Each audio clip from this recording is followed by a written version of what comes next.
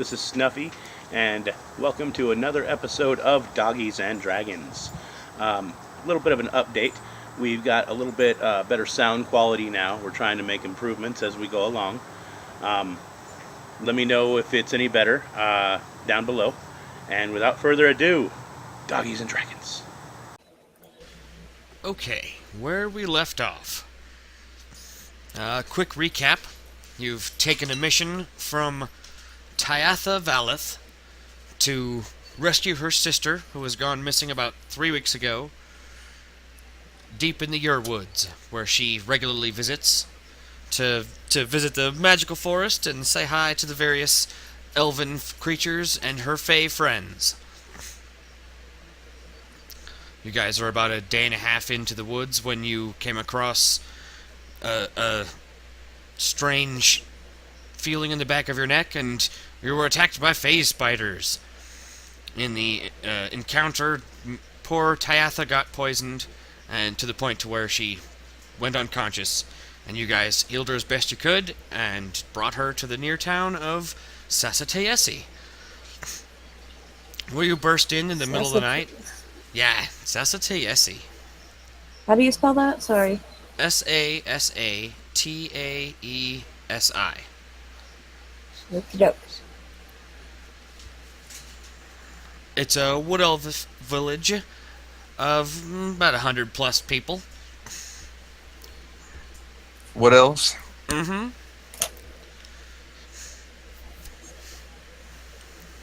Also known as copper elves. Or as their people like to call themselves, Ortai Quesire. I'm sure I said that wrong. Ortal Quesire? Nah, probably still not saying that right. That's okay. The copper elves, or wood elves. And this is a very friendly village. They're very much in tune with nature. It doesn't look like they've cut any of the wood here. It looks like it was all shaped by magic. And there's probably axes in town, but there's so much magic here that things like woodworking that's done with 0 and first level spells. You don't need to carve anything when you can just communicate with the wood and have it take the shape you wish.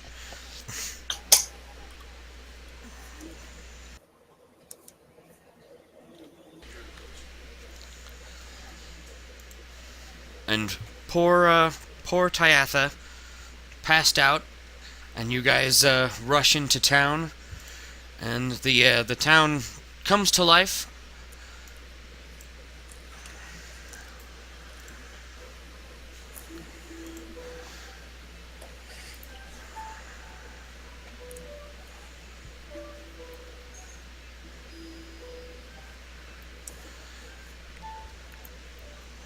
Meeting in the center. So the local druid, she takes you to a little overhang that's protected from the elements, and from the ground she grows a little mound made of leaves and vines, and on it she says, "Lay her down here. I know her. This is Miss Valeth. Her sister comes here all the time." Yes, she's been poisoned by phase spider venom.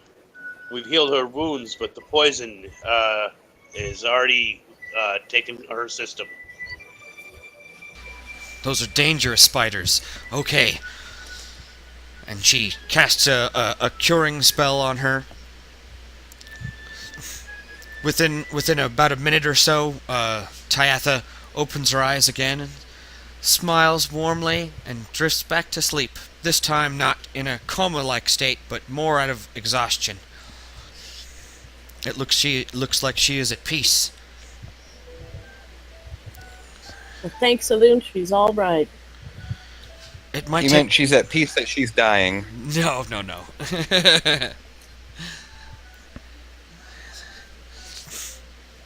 Wow, if we're gonna face those kind of monsters further in the Yuirwood, I'm gonna have to rethink my spells. Have a couple of anti-poison and restoration spells handy, you know. Mm-hmm. Mm-hmm. The Yuirwood is a poisonous place.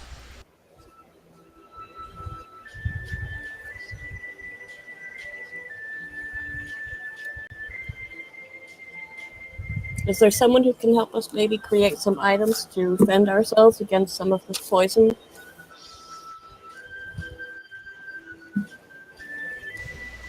I know a little bit about alchemy.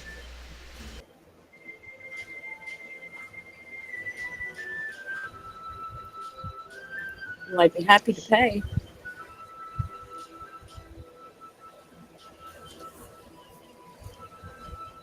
Well, Do you need any also, ingredients?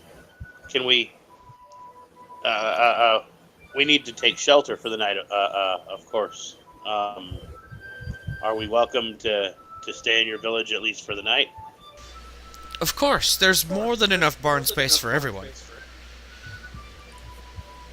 Hey, sounds good to me. Mhm.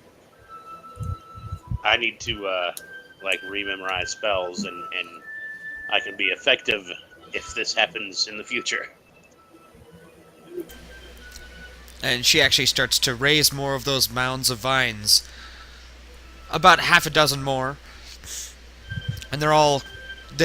when you lay down on them, they're actually super duper comfortable. Not that you're laying down this second, but when you do.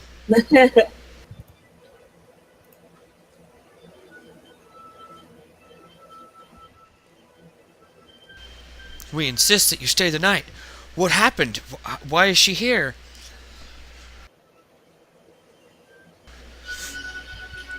She's Juladora looking has for her gone missing. sister. It was Juladora, right? That's the name I have written down. I think so. We just know Juladora. that Duladora is missing. Yeah. Do you know what happened to her? Duladora is missing? But she was just here a few weeks ago. Well, then we'll explain to this lady. Right, okay. So you guys explain to her what the events that have led you up to here. And she's baffled that she was just here a few weeks ago. They figured that she had made her circle around through Emek and then back along the path to Glarendar. That's the path she always takes. Nope. Bitch gone. Just kidding. 'Cause she was here about 3 weeks ago. Right, we're trying to retrace her steps. Do you know the path she usually takes? Could you provide us with like a map or a guide? Because we were relying on her sister to be a guide, but she's not really equipped for the dangers of the woods. Yes, We may need to leave her here. Yeah, she's not going anywhere. She definitely needs many days of rest. But we can provide you with the location of Omo Serin. That is the half elf village, and she visits there as the next stop. I'm sure they Okay, would know more perfect. information. Do you have a full itinerary? No, I don't. Sadly.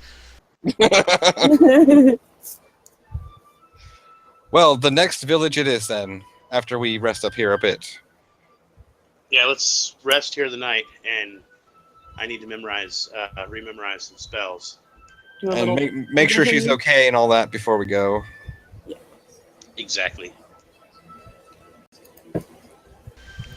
They insist that they break out the dinner from before and have seconds, and insist that you guys eat some.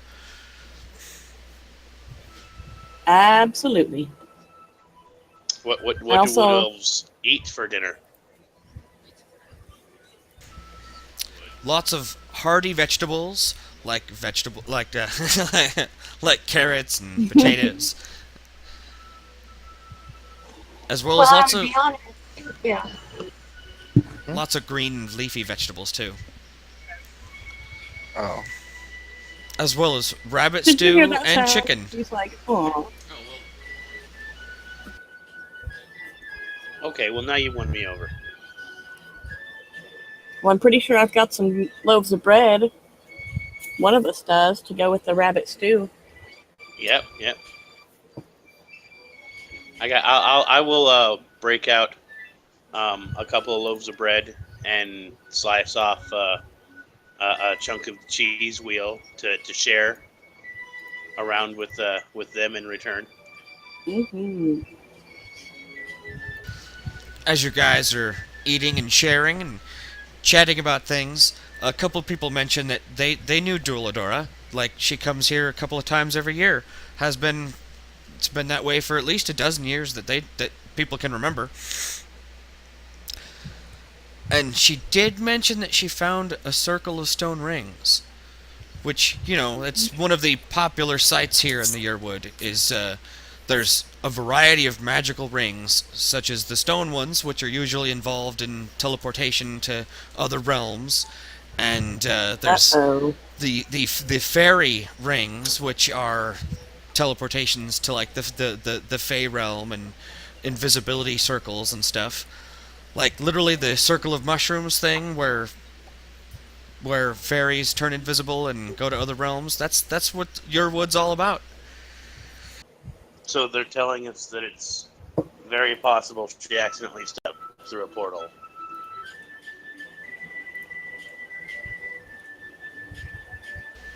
Well, it might be. I mean, most of the portals don't really function anymore, and they're just like religious sites now.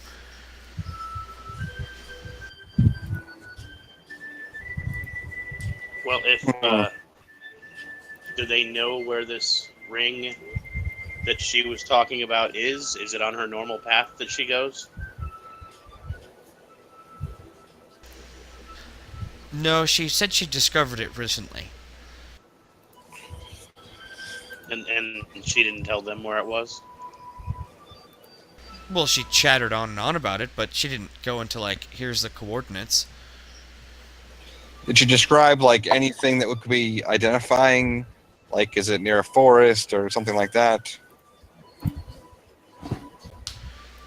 She said that all of the stones were like 10 feet high. It, they describe it to you as very much like a Stonehenge kind of thing, Mm-hmm. and Okay. the rocks were a blue stone, but had gone so old and grown with lichen that they looked green. I have a feeling we're probably going to find a portal to Tristram. I hope so.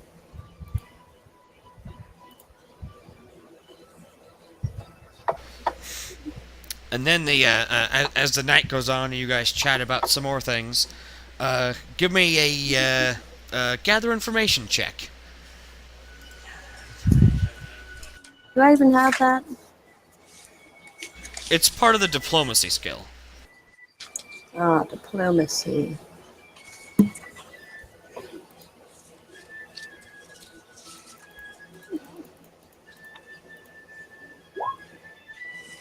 $26. I'm pretty good at diplomacy.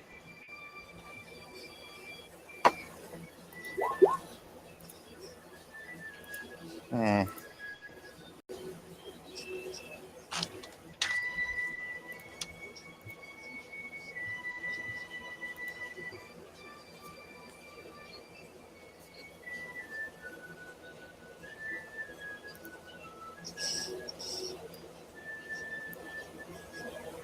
Looks like they really like Jezebella. It was her idea to share the food, right?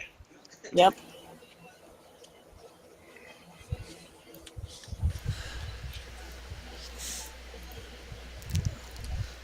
All right, so yeah, definitely they do take a warming to Jezebella, and they start to talk about how you probably shouldn't go on this trip. I mean, there's all kinds of scary stuff out there. Have, have you ever heard of the Disciples of Gloom? No, I'm they're- gonna write it down. They're Bane worshippers, and they raise the dead. It's horrible. We don't know why they're here. Perhaps we can find out. Oh crap! We were there when Bane. Well, we weren't there, but we saw it when Bane just came back last year. So yeah, we totally know all about that. Yeah, that was some scary recent history. We had nothing to do with it, but we saw it happen. It wasn't us. Well, I mean, it was like a god. Like most of the people in the world saw it. It was like appeared up in the sky and said, like, "I'm back, motherfuckers."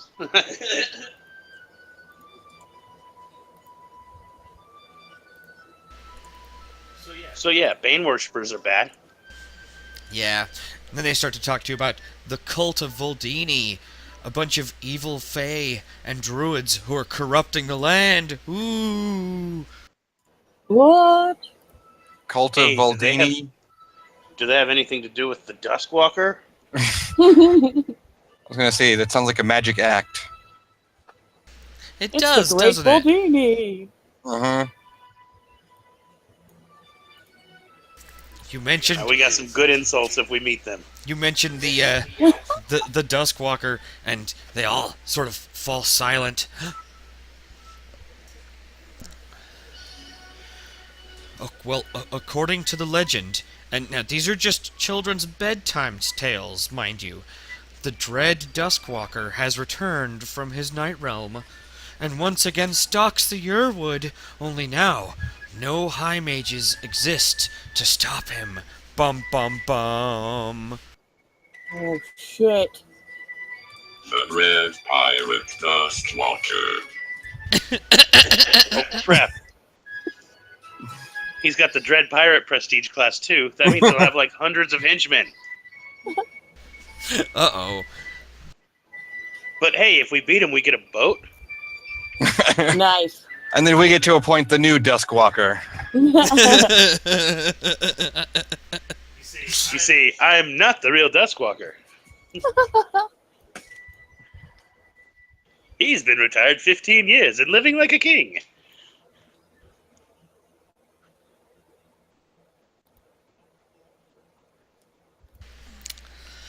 Then they start to tell you that you should always watch out for trolls. They wander in from the Umber Marshes, so always be wary of trolls. Hey, well, you know what? We just came up on some alchemist fire. So,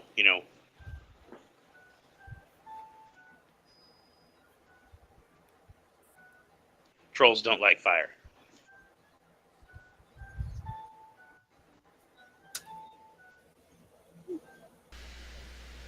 So we got an evil cult, another evil cult, trolls, and the Duskwalker. And a circle of stone rings. And the great Valdini or whoever. Oh yeah, I didn't write that down. Hold on. The cult of Voldini. Cult. C-U-L-T. Okay. Nope, I already wrote it down as the Great Baldini. That's and fun. friends. Oh, he's part of the Disciples of Gloom, right? No, those are separate groups. Oh, shoot. The Okay, Disciples of Gloom are Bane people. Bane worshippers. How do you say that? Valdini? V-O-L-D-I-N-I.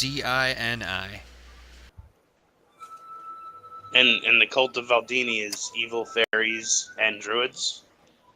Yes, sir. Cult of Voldine. Oh well. You're teaching Uru to talk, and that's what he sounds like. No, he already talks. He's a blabbermouth. Oh shit! What languages does he speak? I never. All the didn't languages I remember speak, that. I think. No, well, does he like donuts? Yes. All right, well, let me know because I gotta buy more for him now. There, I'm gonna Yep. give him a pastry after dinner. Speaks all of my languages.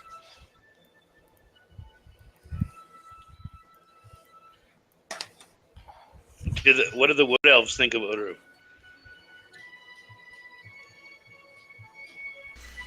They think he's magnificent. Any dragon-like being is a welcome sight in this land. Wait, like any dragon, like even like a green dragon or some like red dragon or something that showed up, that would be welcome.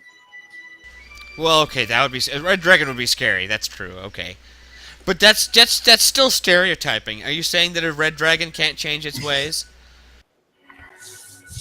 Yeah, prejudice. Just because every red dragon I've ever met was like chaotic evil.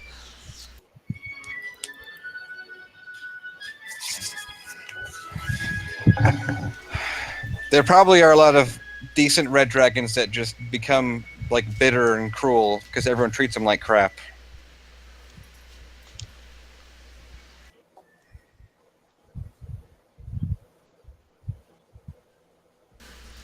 Okay, so the night goes fairly well, and you guys have a good chat about various things, and get a good idea of where on the map you'll be heading to.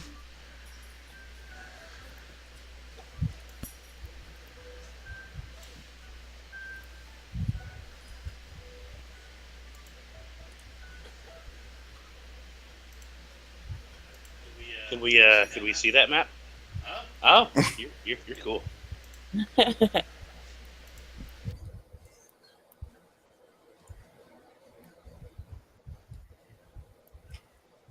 So there's the progress you guys have made so far.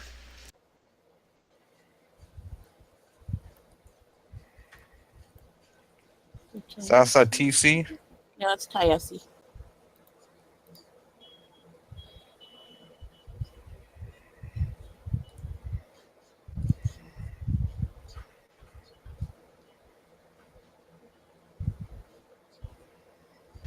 And they go ahead and mark the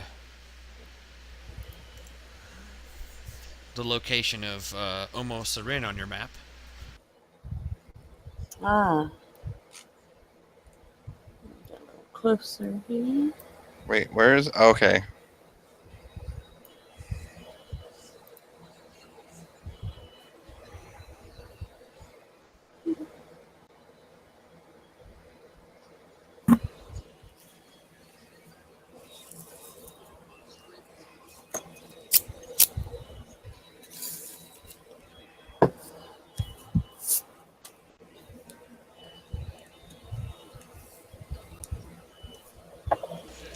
So now that you guys have a solid direction as to where your next clue is, you figure it'd take you about 2 days to get there.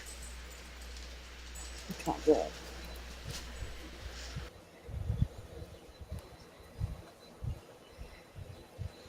All right.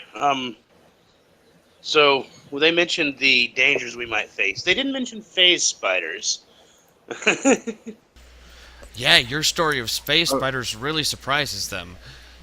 They're like, "Whoa, we've never encountered those before. That sounds terrifying." Yeah, that was like what, an hour away? Yeah, that was pretty close. So Yeah, that was near your village, and one of them got away. I would alive. have. Yes, I So, would advise yeah. that you make more antitoxins just to be safe. and post guards, like double your guards for a while in case it comes back. Maybe send word of warning to nearby towns just to be safe as well. So if that's an odd occurrence, what would have caused Oh, that? and also we didn't have time because we were worried about saving her.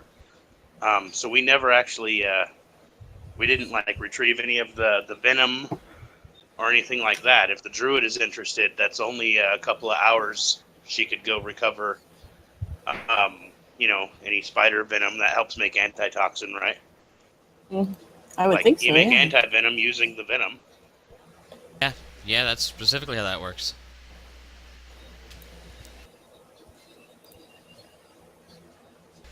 So yeah, let the druid know about that. She might want to get on that. That means move your ass, lady. Just kidding.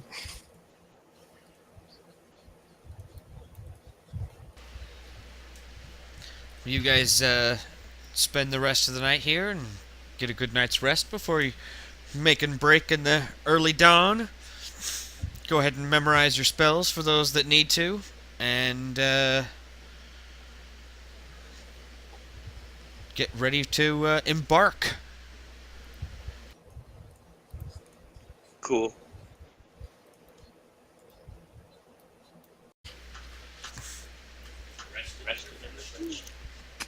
Good. And all your spells are memorized. Good to go. All sexed up. And nowhere to go. So no, I changed out my spells a little bit, and I'm got a little bit more defense and poison resistance and such. But I believe Jinx was going to also buy some more potions from the town druid, if she Yes, and I was going to see if they had any kind of items that might help with resistance against some of these poisons, just in case. She has some general antitoxin. She has 6 vials of it, in fact. Oh, excellent. I'd be happy Yeah, to well, we- purchase that. We should leave them some. Don't we already have like a half a dozen vials? Well, I know I have like 4 on me still. I think I have 3. And they didn't really help. Well, okay, they helped some. They helped you guys, just not her. Mm-hmm. Because, I mean, at the end of the day, you know, what, Jezebella and Braggy got bit, but they overcame the poison. So, cute girl is just a little too fragile. For some reason, on the my character sheet website, my potions thing, like I've added it several times, and it just won't stay here. I'll try again.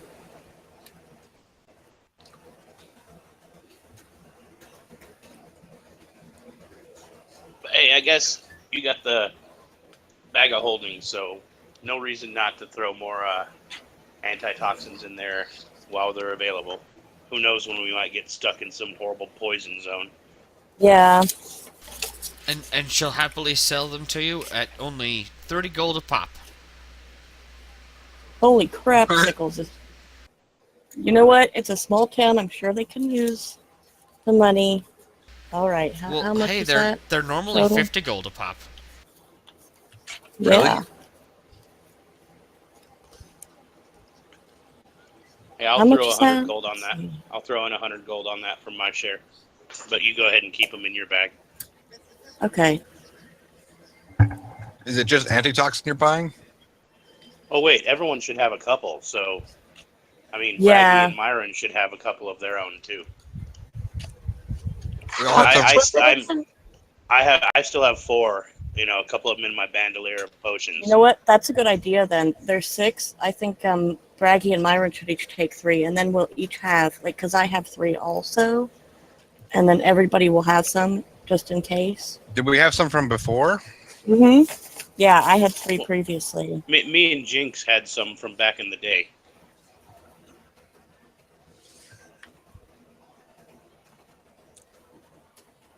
I have 2.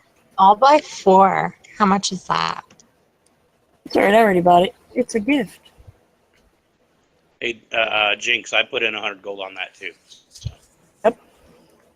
We both put in.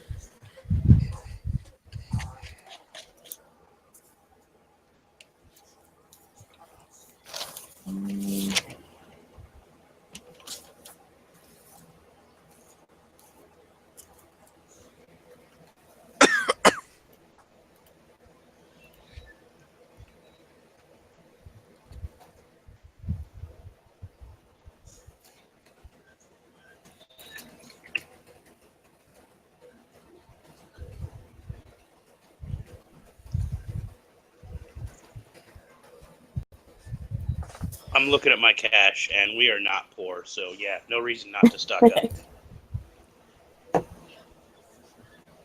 Now, I got like 60 platinum and 500 and something gold as just my carry around money. You know, plus I own a temple in Emic, so we're not poor. We might as well stock up. And I'm sure the townspeople could use the extra money to go around. They could probably also use some antitoxin with those spiders living nearby. Well, she can make more.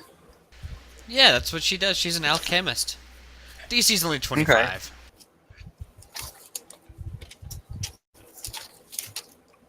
So yeah, we're literally helping them out. And besides, they have a resident druid of high enough level to do this in a town of only 100 people. They're fine. Can we like make a guess at the druid's level? You could probably guess her BAB with a sense motive. I will attempt so. Is that how that works?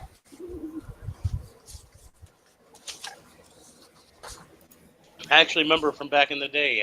That's how we'd always determine how dangerous someone was. Because if they seemed to carry themselves more like a fighter, but they also cast spells, we would know a general range of how powerful they were and that kind of thing.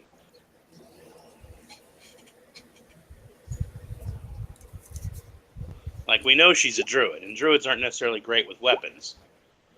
So if she, it looks like she's good with her weapons, and she's probably pretty high level. Also, by the level of spells she's casting. You would gauge her at slightly less good with the weapon than Amra. Not by strength, but by skill. Just slightly.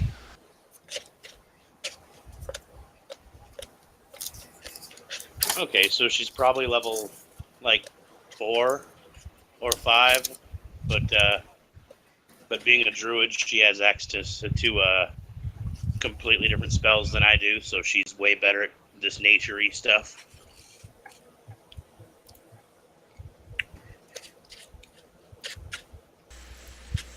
Okay, was there anything else you guys wanted to do in town before striking out?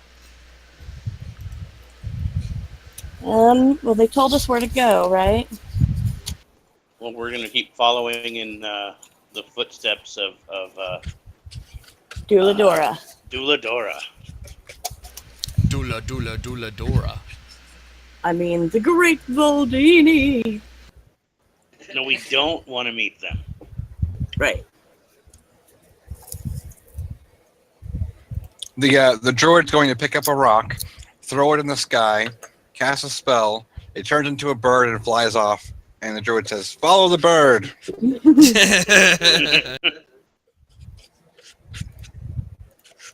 Fucking hippie druids.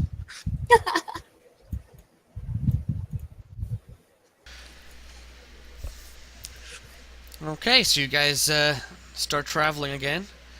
Going in a west, slightly south, but mostly western direction.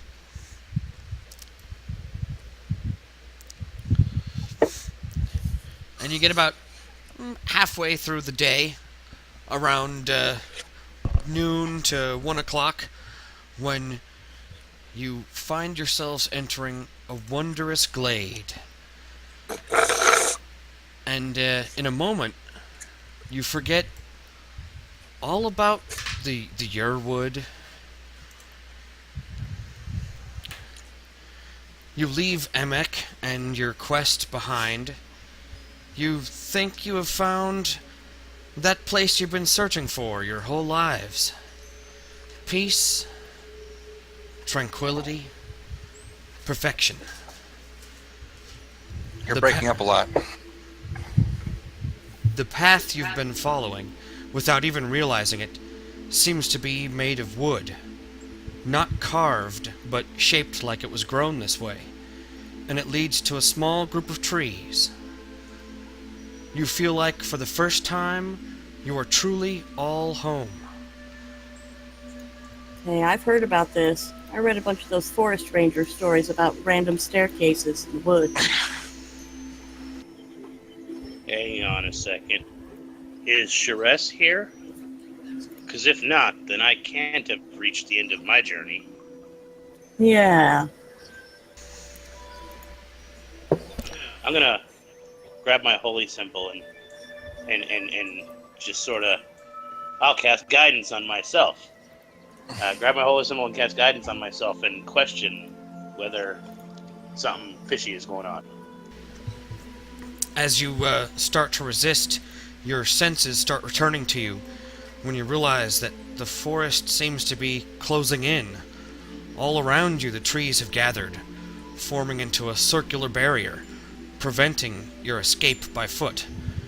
Your eyes are drawn back to the center of the glade. At the thicket of trees, everyone make will saves. Okay.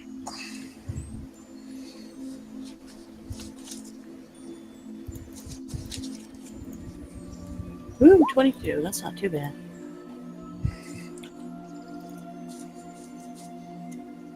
Okay, I'm pretty good at this with the power of Duress. Power of Shiraz compels you.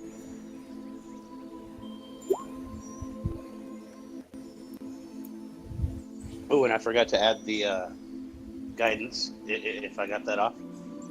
You did. Fuck. Okay, so I got a 22.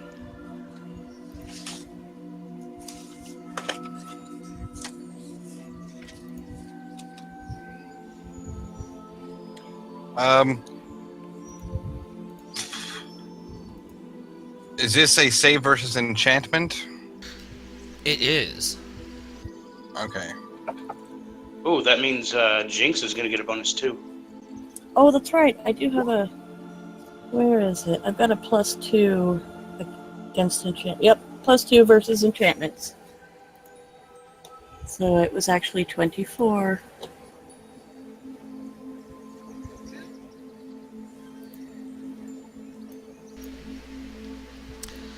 You all hear the quietest of whispers beckoning you. You can't quite make out what they're saying.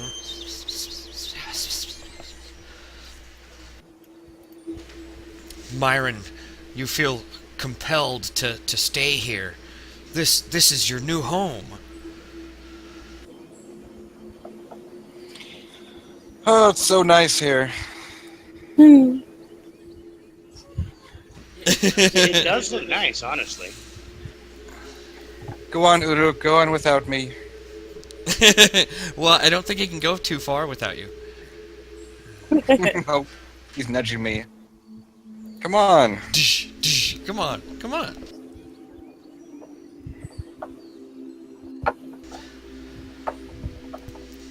Your eyes are all drawn back to the thicket of trees again. And blossoming forth from this copse are 3 naked women. Woohoo! Just kidding. These strange, beautiful ladies have flesh that seem to be made of wood, vibrant hair that resembles leaves and flowers. As they move, the forest seems to move with them, and all of you have the urge to move your feet as well. Everyone make another set of will saves. Damn. Oh, shit. Fucking wood 26. fairies of some sort.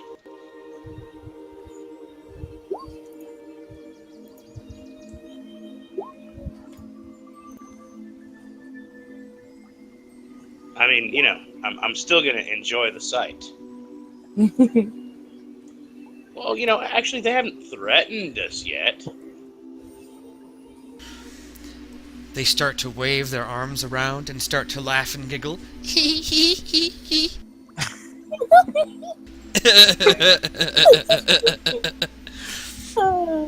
And then they start to dance, and they say, "Dance with us! Dance with us!"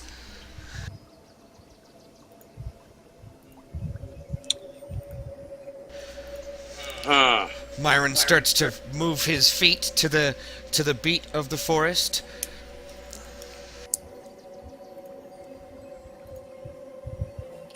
You know, I'm going to dance along just for fun. Maybe if I dance along and get a little closer, they'll talk to me. Can I do, like, diplomacy on that one? Like, dance around and maybe try to ask a question? Do you have the dancing skill? I don't see that as available. It's under performance. No, I don't. You can just roll it. Okay, I'm apparently a terrible dancer. So, what's Braggy doing? Did she get enraptured by I him? try to dance and I fall. No, Braggy seems to have resisted the compulsions, but Uru is starting to step his toes, though. He's starting to get into it with Myron. Uru and Myron start to dance with the naked wood nymphs. Okay, this isn't a situation that comes around twice in a lifetime, so I will say a prayer of gratitude to Sheress, and I will willingly dance to them, but I will steel my mind against any mind control, and I will keep a sharp eye out for any harm. Amra, quit being so, like, high-strung. We're just having fun here. I'm totally, you know what? Gotta chill. You don't think I know how to have fun? Alright, you know what? I'm gonna, I don't have dancing, but I am very proficient at the courtesan profession. Mm-hmm. Yes, charm them back.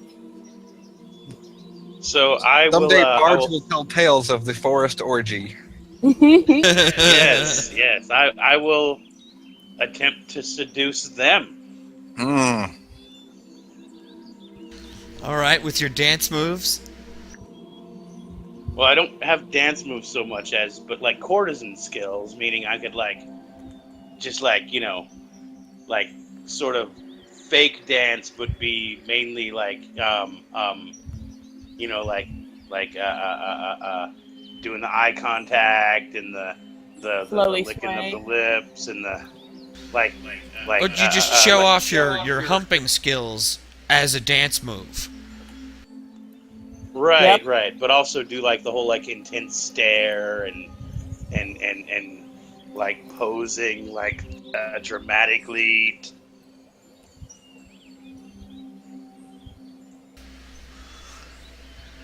Okay.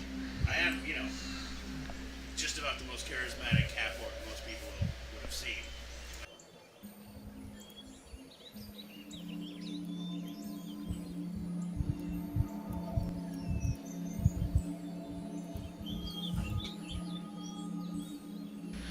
Okay, well, you actually are quite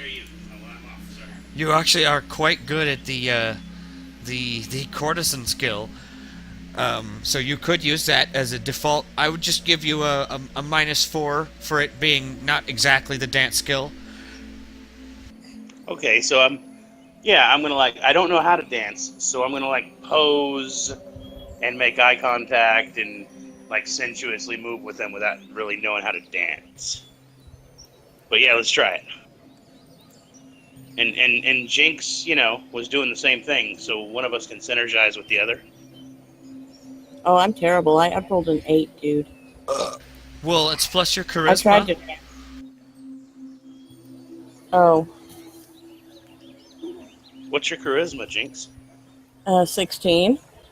See, you're pretty fucking hot. They'll dig on you. Hey, they have wood. But when Amra starts to go into the fray, not the fray, that's the wrong word. Go into the move.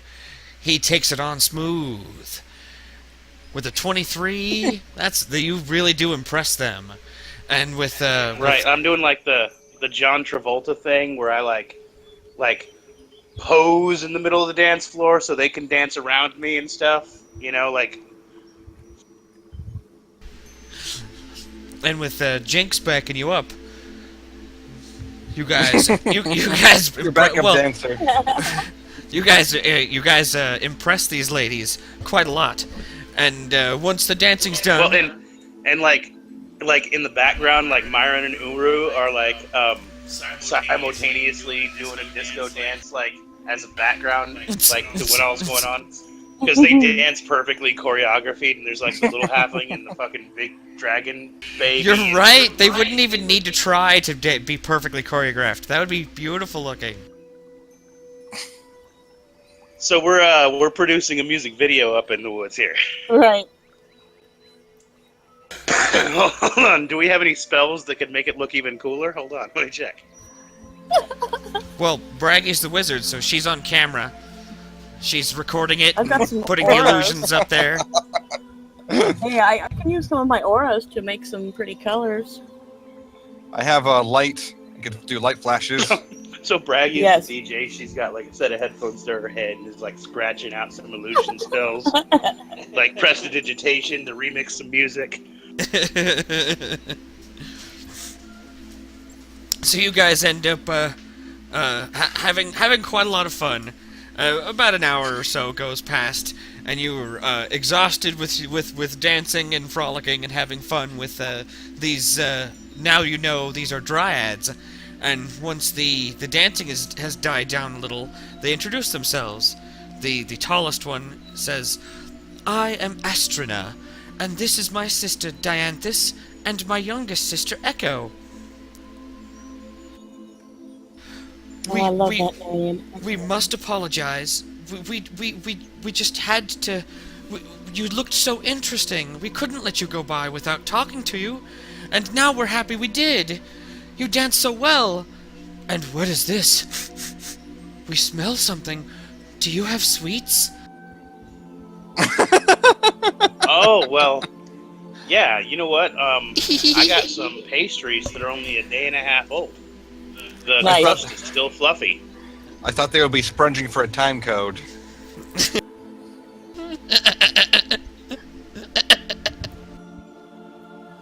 Oh, but hell yeah, I'll share out some pastries. That's why I always buy pastries before we go on an adventure. Everyone loves donuts. Yep. We got some jelly filled. We got some bear claws. I like the jelly-filled one the best. Ah. You know, I fund the bakeries in town. Did you know that at my temple, I'll be talking to the Dryads, at my temple in Emic, I have a master baker who spends most of his time perfecting sweets. Oh, Pastries of all sorts. oh, and they will happily chatter on with you for as long as you're willing to chatter, gobbling down pastries. But they don't actually gobble them. They nibble at them because they're tree people, so they don't their stomachs don't really expand very fast. They can't really gorge so much. But Well, they hell yeah, do I got- indulge, for sure. I bought a baker's dozen on the way out of town, so I mean, I got I'll one each. Anyone else want a donut while they're still fresh? I would absolutely love one. Hey, do these ladies like wine? Ooh, they have some they have some lovely honeysuckle wine if you'd like some. Okay. You can trade wines? I'll crack open. Yeah, I'll crack open. I got like 3 bottles of fine red wine. I'll crack open one of those, and we'll shit. We're gonna have a picnic. Do we get XP? We won the encounter.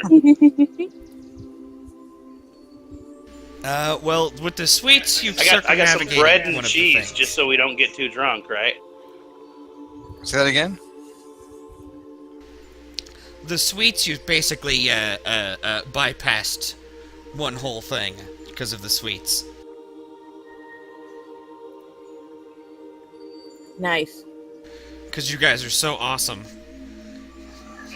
I swear, buying donuts before every adventure has just made things so much smoother. So as you guys chatter on with them and have a lovely afternoon lunch,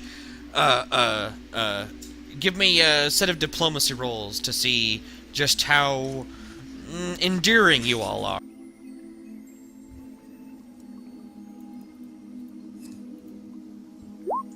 Funny.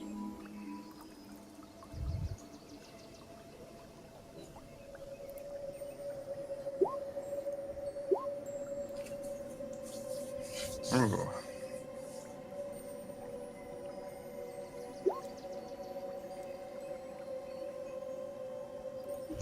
Ooh, I didn't roll good.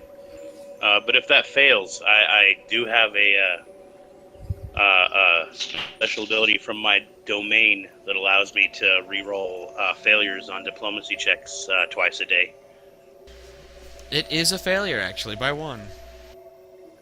All right, well, I'll re-roll that. and use one use of my Fool's Privilege. It's from my trickery domain. Allows me to... I still failed. Allows me to reroll failed diplomacy, bluff, or intimidate once a day. If I fail it. Or twice a day. But I still failed, so... You got one more. I started out so great, but like during the course of the like lunch, I make an ass of myself somehow. A little too much honeysuckle wine. Well, yeah, and I realized I was staring at one of their tits for like 5 minutes straight. I'm like, ooh, damn it, I got a little too drunk.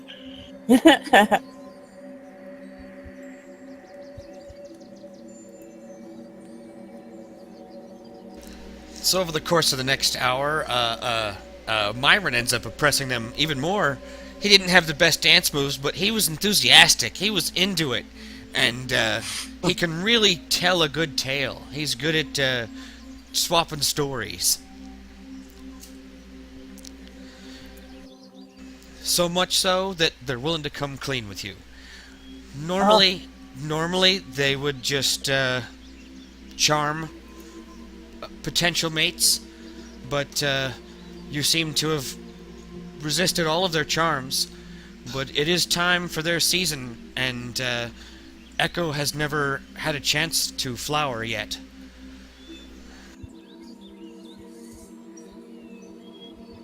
Right, but don't they usually kill dudes that they mate with? What? Why would Would we we kill know that? them? They're like, why would we kill them? Then we would never be able to mate with them again.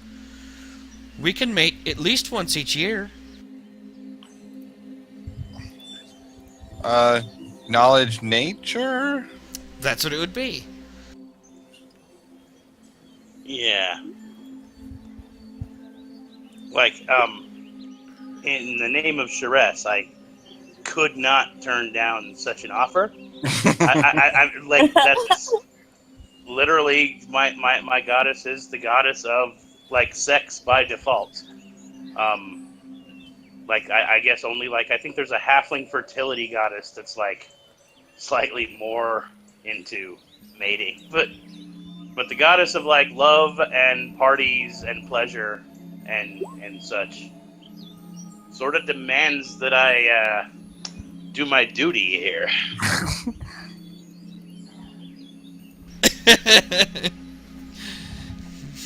Is it a big duty?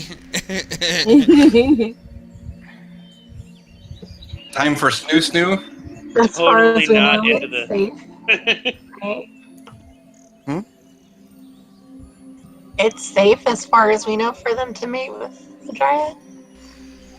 As far as Braggy knows, there are legends Far as of we evil can tell. Dryads, who are black widowy and kill their mates. But that's true for almost any kind of alluring type creature. Because what if there was a non-evil Serene? Does that mean that she needs to kill her mate? No. Not necessarily. Just because some evil creatures have fun doing it doesn't mean all of them do. And Fae are particularly more in the trickster category than they are in the evil category. And they had a really fun time with us. So Yeah. what kind of what time of year is it again? It's Shield Meet, which is the fall festival or the midsummer festival? Midsummer. So their breeding time is midsummer. Well, it's late in the breeding time for them, but... It's late in the breeding time for them. So like late springtime would be normal? Right. Okay, well, I have this journal, you see. I'm going to be making note of that, and the location of the Yuirwood here. Yeah, we'd be happy to come back and hang out again. Yes, we can come back every year. We would absolutely love that. Alright. Okay, well, this isn't awkward. Well, you guys defeated the Dryads challenge. Challenge accepted. Challenge accepted. Full XP. Darn right. So you guys are waylaid by another half a day. But have an We might need even another better half a day to rest. recover. You're even more well rested than you were before, though. Or at least you feel great.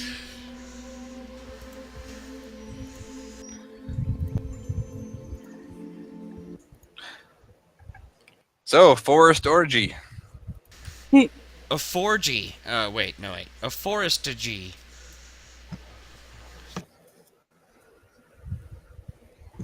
Some hardwood. That was the hardwood forest. So, I mean, we gotta. Does the slip near the pony get into it too?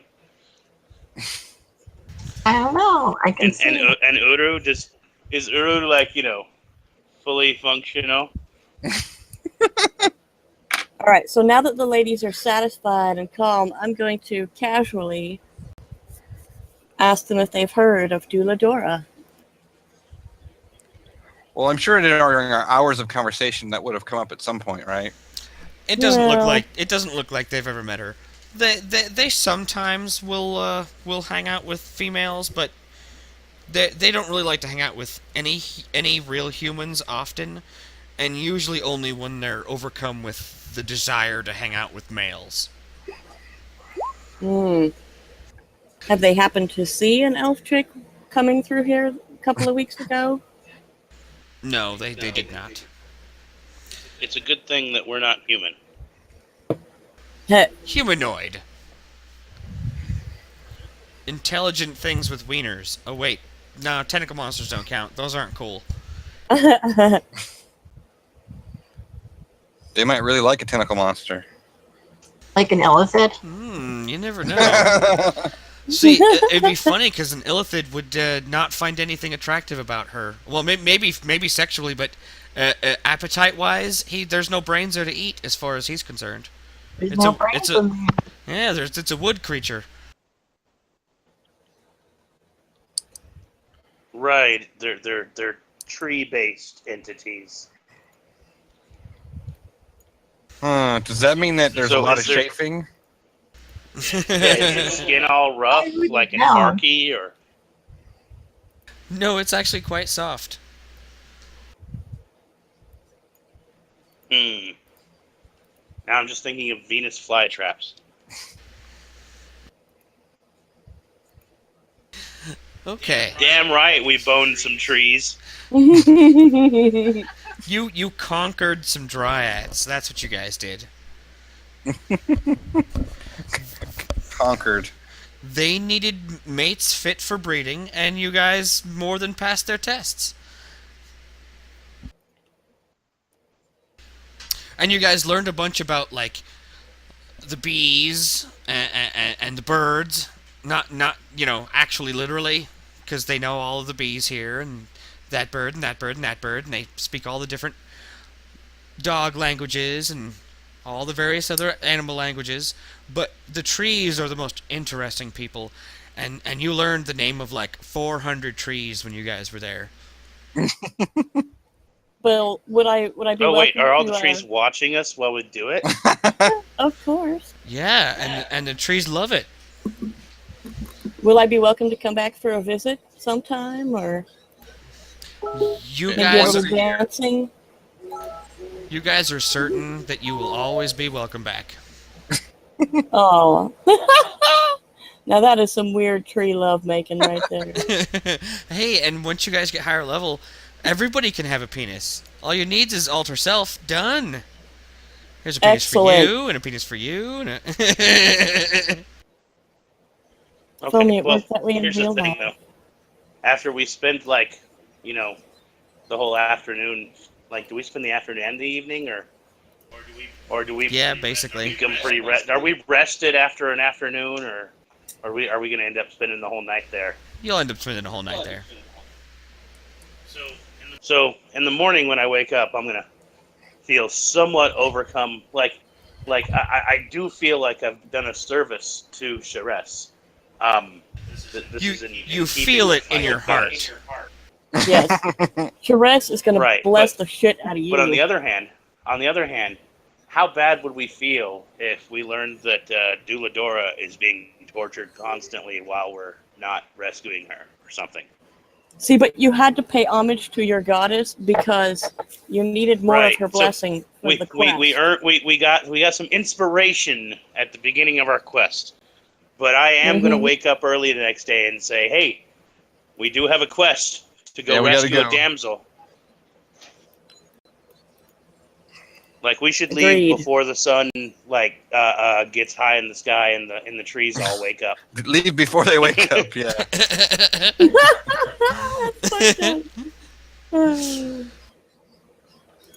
I'll leave some more pastries behind. I'll leave 3 more, one more for each of them behind, and we'll leave. Anyone want to leave a note? Yeah. I'll leave a note. Okay, we'll leave a note and some pastries behind, and anything left over from that bottle of wine. Let's see you next year. See you next year, baby. All right, so you guys continue on your way to almost. So wait, what day was that? What day of the year? So let's see. It was Shield Meet was when you guys left. So this is the day after Shield Meet. So now you're leaving 2 days after Shield Meet. Okay, but like, what was the actual day on the calendar? Oh, I don't know. I'd have to break out the Forgotten Realms Handbook. I was gonna say. So we're notating the time to come back next year. That's what I'm saying. Right, it's going in my journal. Mark on our calendar. Yeah, here's the day we were here. Amra's specific, and it's not only going in my journal, but my journal is going to be the rough draft for, like, my testament to my goddess's Bible. Like I'm writing like the book of Amra that is going to go into my goddess's Bible, because she's a fairly new goddess, and I'm a fairly powerful cleric. So damn right, my writings are going to go in the fucking first draft of the Bible. And this... like, here's all the chicks I scored with. Well, not. Well, see, here's the thing: is that it's not just about scoring; it's about everyone enjoying themselves. So it's like not just. It's like, hey, here's what Dryads like, and here's how to resist their temptations. But here's also how to pleasure them, and why it's good for the forest to fertilize these tree women. You know, and you know, we're it's like a whole holy good thing for the dedicated world. To Sherez. Okay, that makes sense. And you're going to have like this week of the year set aside to make your pilgrimage to the forest. Well, right, yeah. This is your holy pilgrimage. You're planting your seed. One of them. The holy pilgrimage of Poon. Planting your seed. There is some plowing involved. Okay, so this is technically the 2nd of Eliasius, or August. This is August 2nd on the timeline. Okay.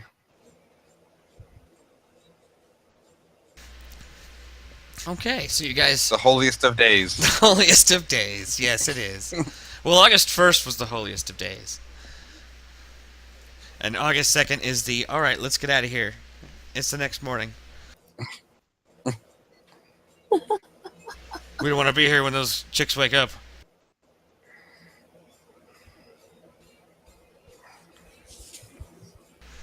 You guys start making your way south and west? But we're leaving behind, like, you know, like some pastries and a note.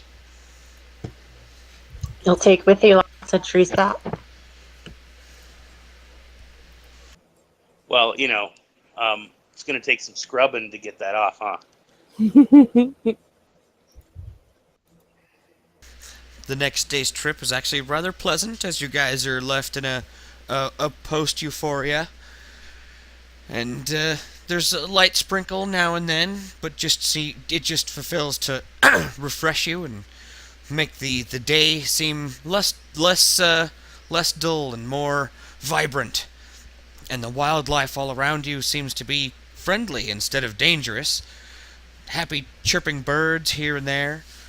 And when you do, when the sun starts to go down, and you think you're about a day out from almost Serin, you find a nice little camping area and set up camp for the night to get a good night's sleep for the next day's journey.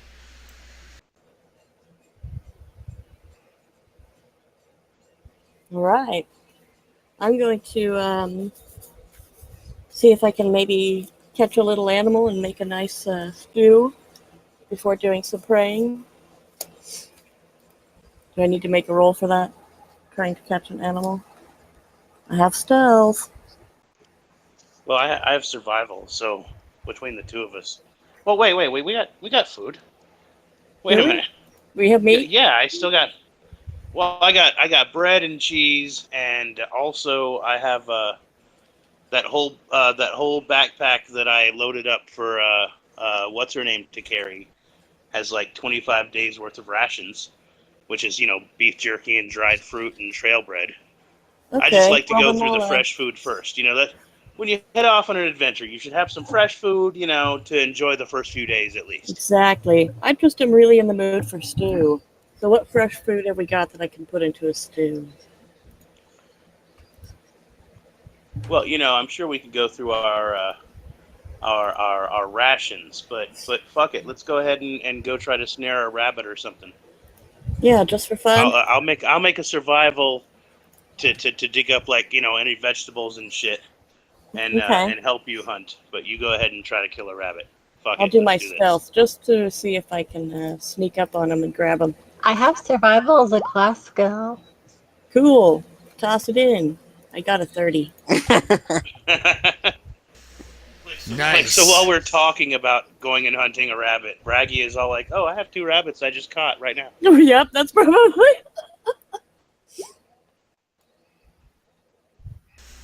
And Amr does a decent job assisting. He's like, "Hey, those rabbits you caught, how nice." Hey, wait a minute! Don't we still have some mushrooms? Yeah. Oh, yeah, totally. I remember I wrote it down. I collected a buttload of mushrooms. Oh, don't put them in your butt. That's no. So we're gonna have mushroom rabbit stew with any vegetables we can rummage up, and if we need to supplement it with a little bit of dried stuff from our provision, our rations, whatever. We got 2 fucking survivalists cooking here. We know how to make shit fucking food. Yep, and some more of our fresh bread before I. Oh yeah, and we still Enjoy got the fresh fresh bread and stuff. cheese. I still got Yeah. half a wheel of cheese and a couple of loaves of bread. So Hey, whatever. we could throw in a little bit of that I'll cheese. mark off one more. We could put in some of the cheese and make it a creamy, cheesy stew. That'd be good. Yes, it would. Sorry, I'm making myself hungry. Stop it. All right, so our characters are gonna enjoy a nice meal. Yes. So you just tear off a big chunk of the cheese. Yep. Well, I've been slicing wedges off. That's what you do with wheels of cheese. Yeah. I'll grade it. Everyone can talk about, we can casually discuss the names of some of the trees in the forest that we can remember. Yeah, that was crazy. I didn't think we would have an orgy. Right? And Braggy, were you recording us with magic spells? That was. Don't put that on SpellTube.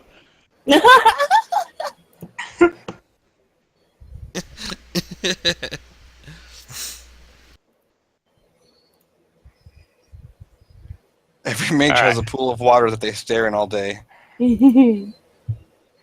That just shows porn. They say it's for Makes sense. research. It makes sense, though. In Hey. a world where Spell research. That's where all that time gets you absorbed. Yep. Oh, what was that? Wizard of the Lost Kingdom? He's looking into the bird fountain. I don't remember. From the new season of MST. They have the 2 Wizard of the Lost Kingdom movies. Oh, jeez. Oh, yes. Oh, yes. That was so bad. He's looking in like the bird fountain to divination, and the kid destroys it, and he's like, "Damn it!" And then he just casts it again without the pool. Yep.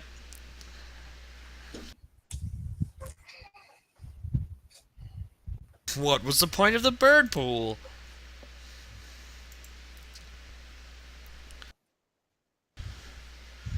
Okay. Did you guys have another nice night?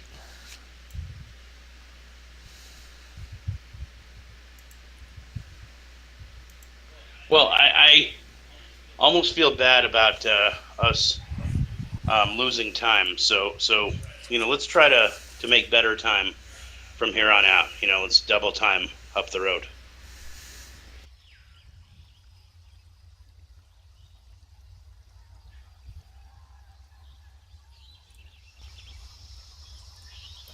Agreed. We got so much rest and relaxation. We should be nice and refreshed enough to move a little faster, pick up the pace, as it were.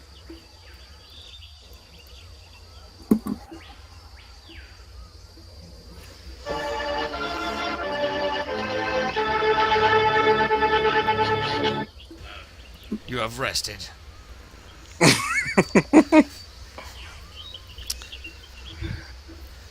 So here you guys are at the campsite.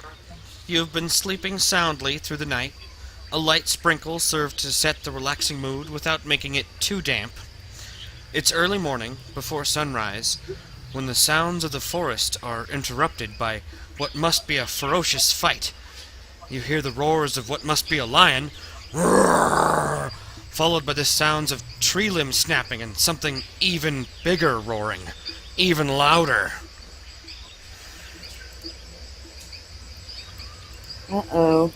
There better not be any trees in danger, because we just met some really nice ones. I'm gonna go figure out what it was. Who's with me? All right, yeah, let's get up and go check this out. Lions aren't natural to this area. No, this is a forest. Forests are generally more tigery oriented than liony.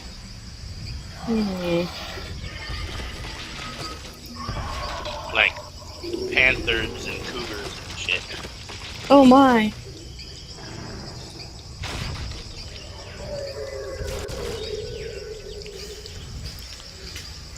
You guys start to huddle up or I guess fan out. The sounds like the sounds are coming from the north. A moment passes, and you hear the sound of great feathery wings. They seem to be coming your way. Then you see it just above the tree line. A flying lion? Knowledge Arcana. What the fudge? And Braggy, you'll get an extra +4 on this because of your region.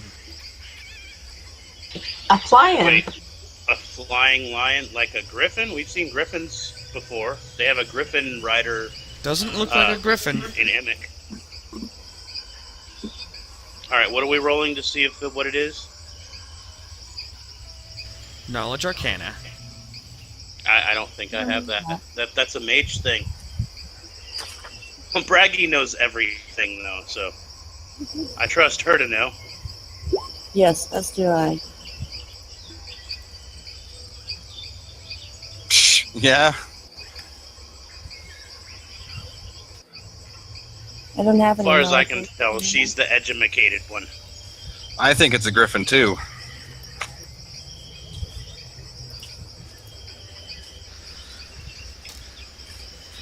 Braggy recognizes this. This is a sphinx. Oh shit.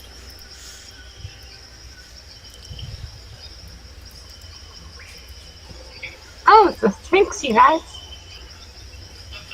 A sphinx? Like, is it going to ask us riddles or something?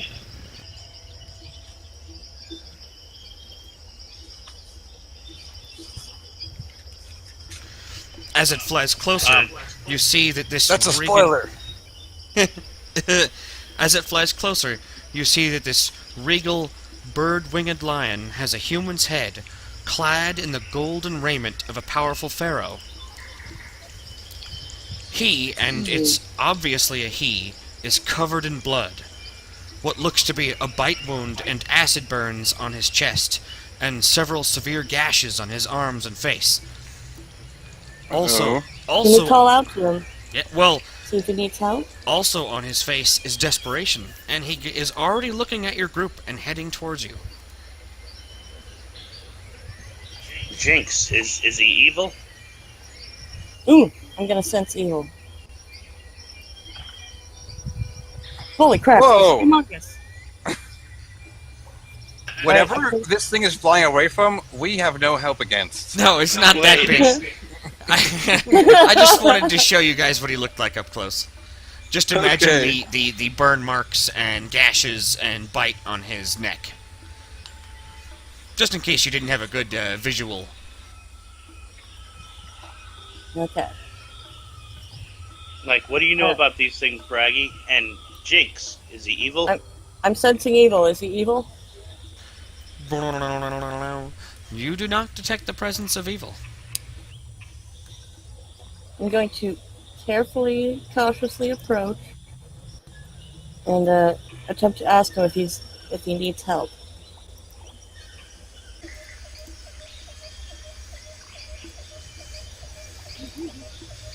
He's still large, though. Yes. Yes, he is actually the size of a full-grown lion, with wings and a human head. Is there something we can do to be of assistance?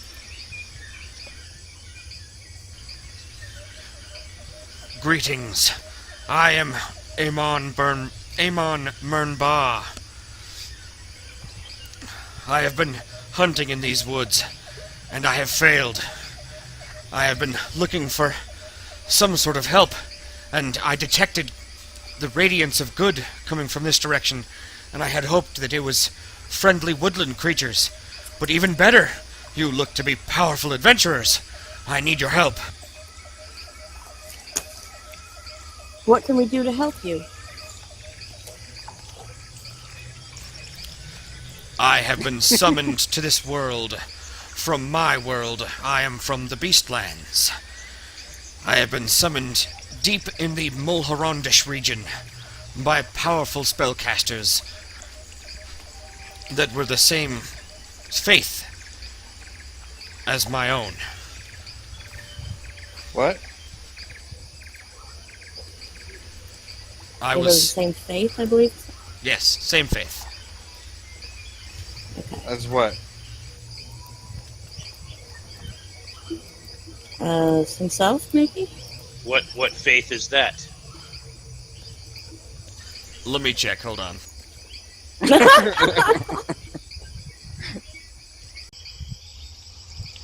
Okay, now we got this.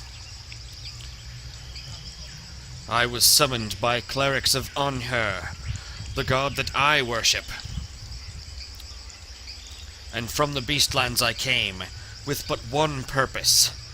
I was to hunt down the green drake, Quatantis. I have been hunting him for over a month, and I have chased him out of the Mulhorandi region, across the seas, and north to this land. What did And you say his name was? Quatantis? Quatantis. How do you spell that? Quaytantis. Thank you. Quatantis. So, real quick, knowledge religion on my part. I wanted what the god Anhur.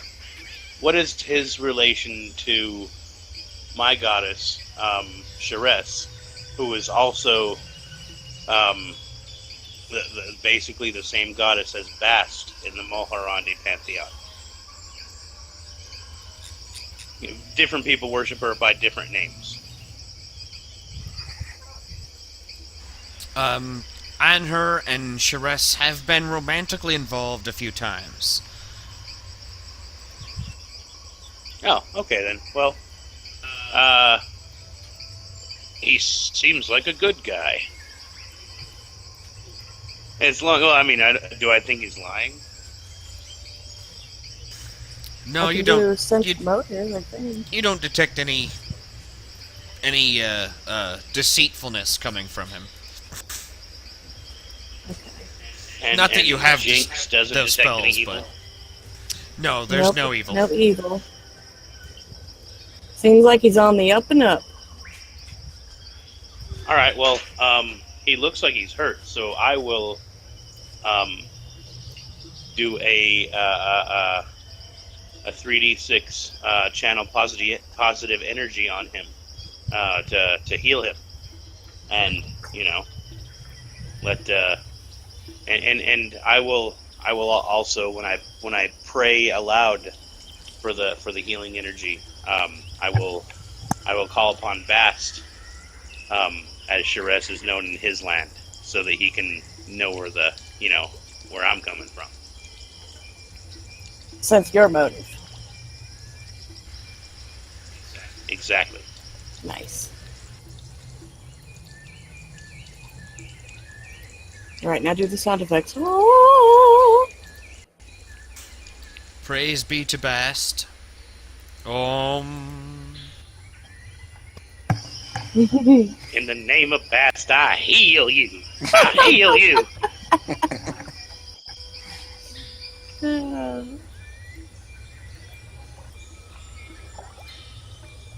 14? That's not bad at all. There you go. Does it feel a Now, little okay, better? that was the first thing I did, but the next thing I'm going to say is, wait, you said a green fucking dragon? Yes, he is of the Ancient Ones. Wait, an ancient green dragon that is like nearby? No, That you just fought? he is of the ancient species. He is just a youngling, a juvenile. But I underestimated him. He has corrupted a nearby pool, and the spirits that live within are now twisted and evil. And when I thought I could face him in his realm, I was wrong. But he is not far from here. Come, he would not expect me to return to the fight. Let's do this. Alright. Well, I'm gonna. Hold I'm on, gonna. hold on. Oh. Wait. You just run off to attack a dragon like that? Well, we believe him, right? Yeah. Fuck it! But along the way, I have to ask him, firstly, what is your name? Yeah. My name is Amon Mernba. Amon Mernba. Secondly, we will help you, but we would greatly appreciate if you could help us. We're trying to find someone named Jubiladora. Yes, could you help us on our quest if we were to help you on yours? After we take care of this green drake. Yes, most certainly. That would be the most fair of things. Badass. I mean, excellent, good sir.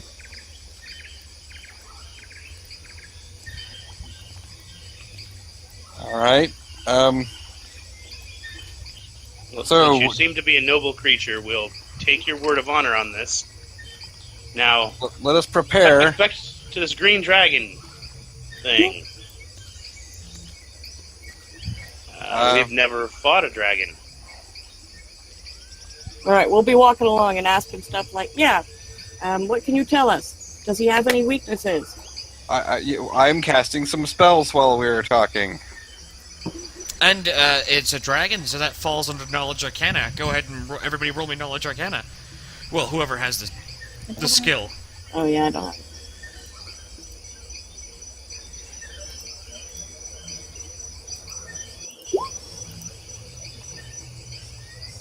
I know it's green. You're pretty sure it's green. You're pretty sure it's a dragon. Well,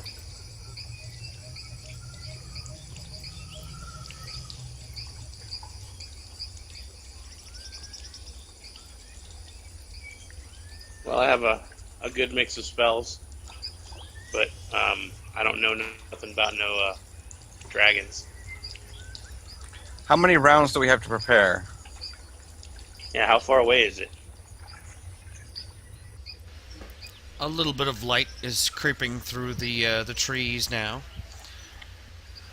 And he says, not far. There's a pool just north of here.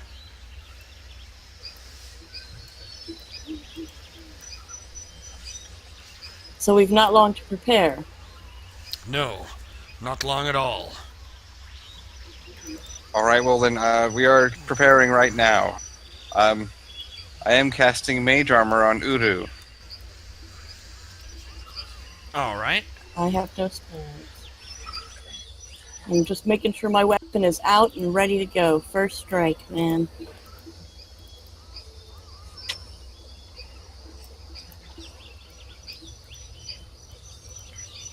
And I'm sensing evil as I go. Also, you guys have 2 rounds of preparatory buff spelling. Preparatory.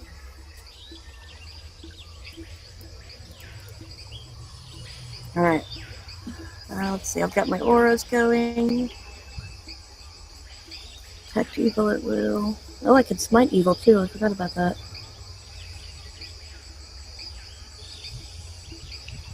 Oh, damn. Did anyone make their arcane knowledge, and is he conveying any information about what we should expect in the fight? What do green dragons do? What's their breath weapon? They are dragons of air and acid. His flight will be swift and sure, and his breath will burn you. Acid burns. I have a question, sorry. Divine Health and Mercy, are those, do I have to actually cast those, or are they already on? Like an aura? The mercies or something you have to decide you want to do with your lay hands, if I'm not mistaken. Okay. Alright. One is for disease and the other is for sicken. Yeah, it looks like Mercy is to cure sickness, I guess, and Divine Health says immune to disease.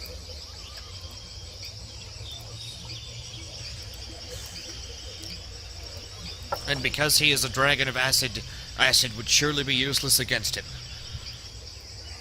Well, shoot. I have some potions of acid, but I'm guessing that will be helpful.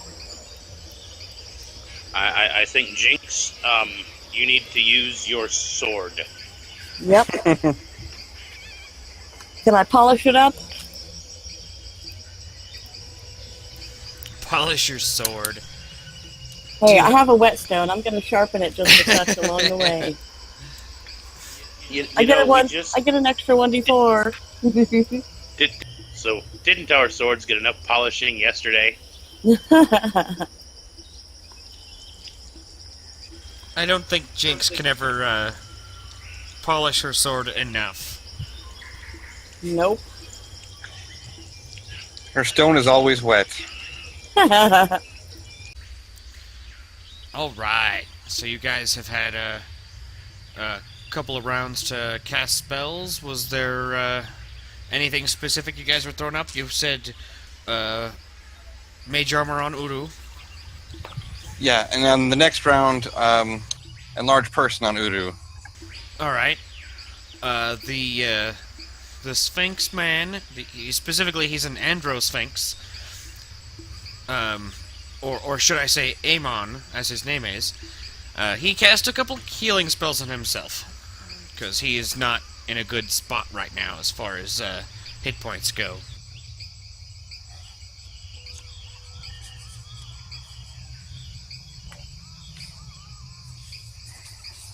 be casting Fly and Sanctuary on myself.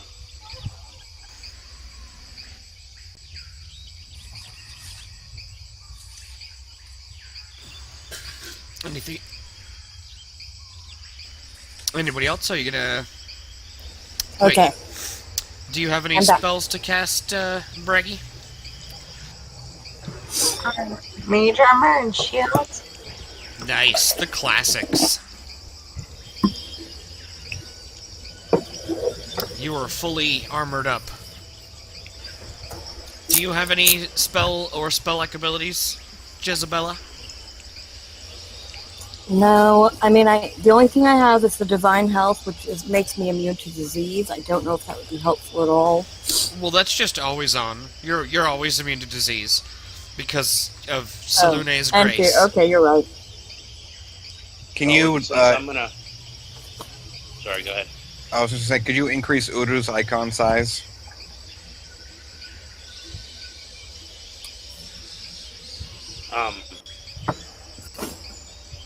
What was I gonna say? Oh yeah, because I'm not pulling my weapon yet. I'm gonna be using spells and holding up my holy symbol in my right hand. The buckler that I wear strapped to my left wrist, I will give it its command word to change size and go ahead and make it a what's the largest shield I can make it? Heavy. Okay, because it's a wooden shield that is just +1 wooden shield, but has the enchantment that it can change size. Yeah, it can actually change shape anywhere from a buckler sized for a small-sized creature all the way up to a heavy shield sized for a medium-sized creature. And any size in between.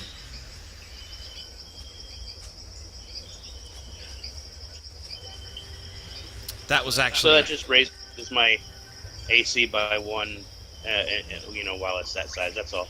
Just getting all ready to fight this fucker. But I can do that while I'm casting my spells, it's just the standard action. Okay, I think everybody is ready. Let's go with initiative. Actually, wait,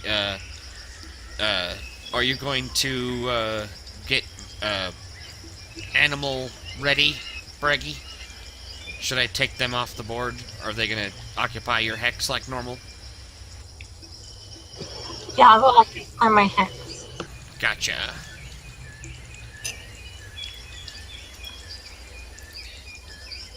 So you're riding your little miniature war pony and got your raven on your shoulder. Yeah.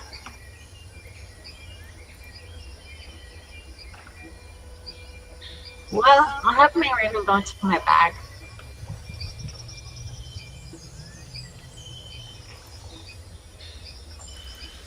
You're like, no, I want you to be as safe as possible.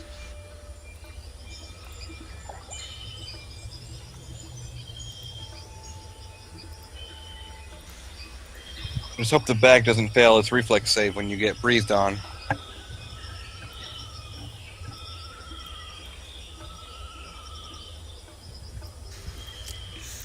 And right about the time you make that remark is when translucent creatures start to emerge from the pool.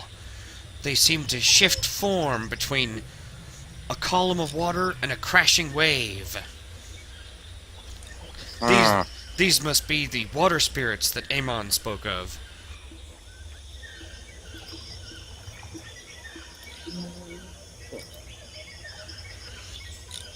I hardly remember mentioning that.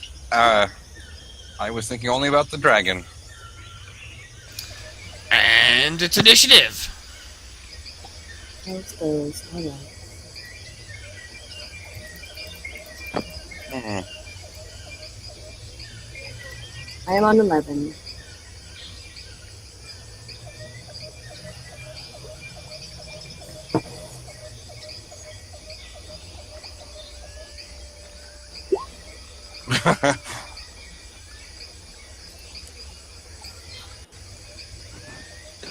Oh.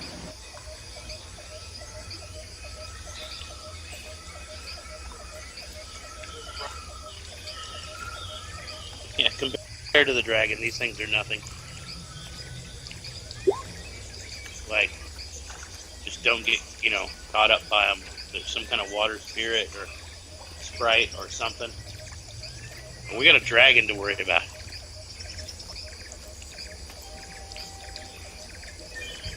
What? He's just a puny one. Who's worried?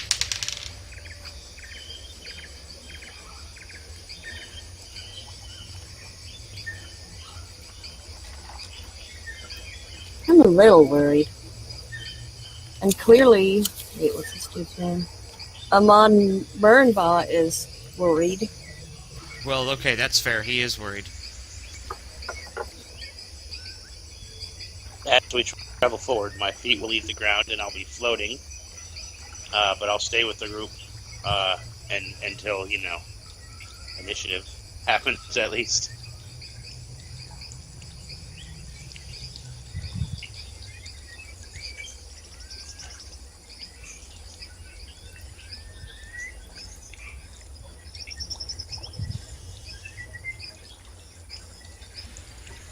Alright, I think that's, everybody.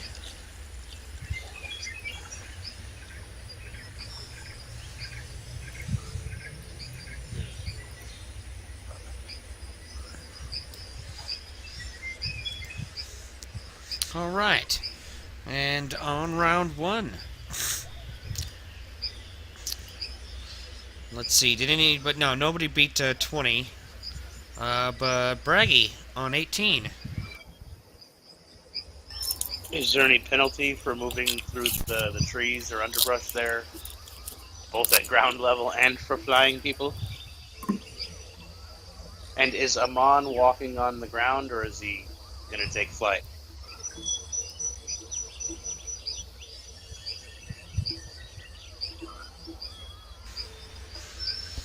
Amon will take flight.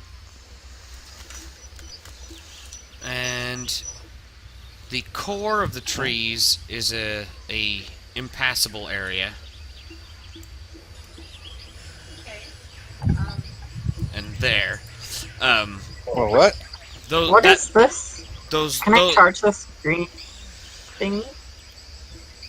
Oh, did that not, I'm assuming these are baddies. Wait, how close are we? You missed that part. Huh? There we go. Yeah, those are baddies, apparently. Yeah. They do seem to be hostile, threatening, and coming towards you guys.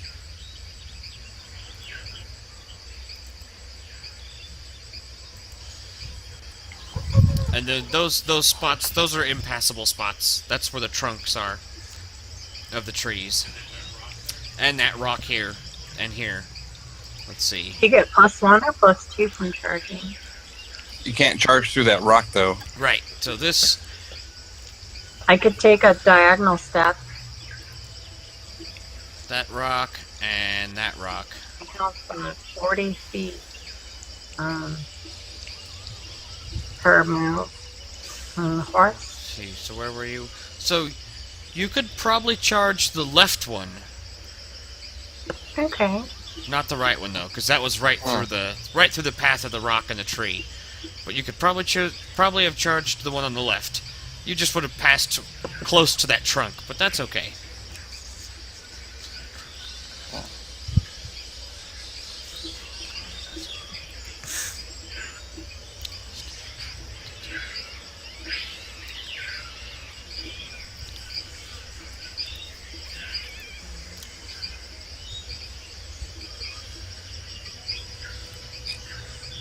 So you go for a lunge with your lance, with your magic lance, against this translucent creature, slightly greenish in color. And it looks like this whole pool is greenish in color. Damn. Well, a 28 will hit it. Yeah, for sure.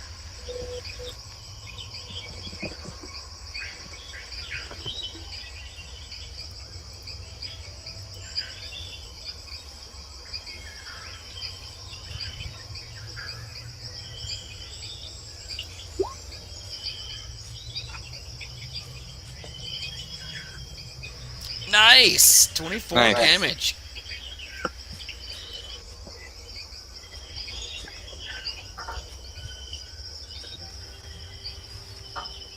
So these creatures look like they're made of water.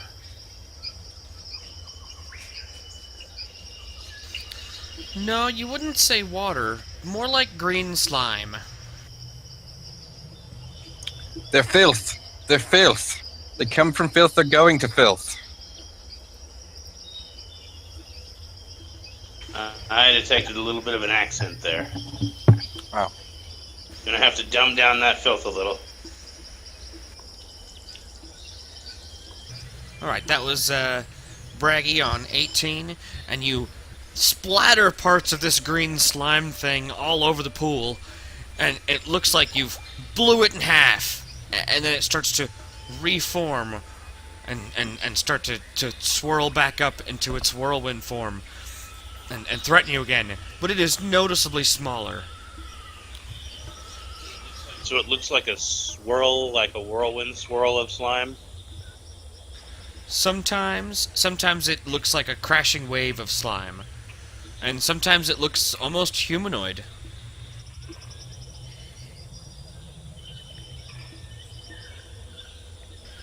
Also on 18 is Omra.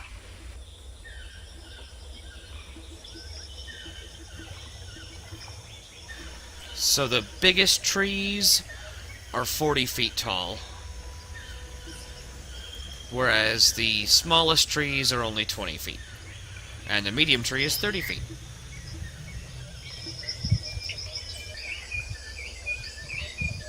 Okay, so I'm gonna go ahead and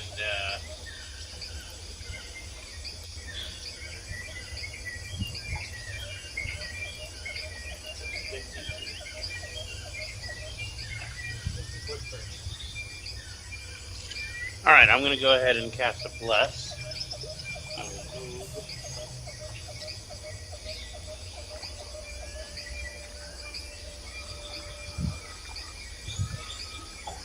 So, can I get Braggy in a 50-foot burst while getting the rest of the group? Maybe she'd move too far ahead. Well, 50 feet is quite a long ways, so... That's 50 feet from me in all directions? Yes. Or 50 feet across? 50 feet from you in all directions. Okay, then I'm gonna float my way, around the tree trunk at ground level until I'm about next to that rock or right behind it, and let off a bless right there.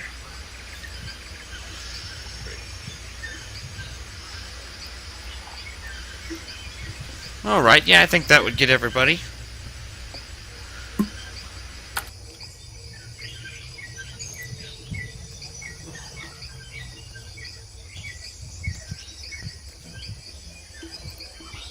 Like one, not right behind the rock, but one square back from that, otherwise I'll miss Myron. So there, if I set off a bless right there, it'll get everybody, and that's +1 to attacks and morale saves. Saves against fear. Right, so there, and that being a purely beneficial spell does not affect my sanctuary. It does not.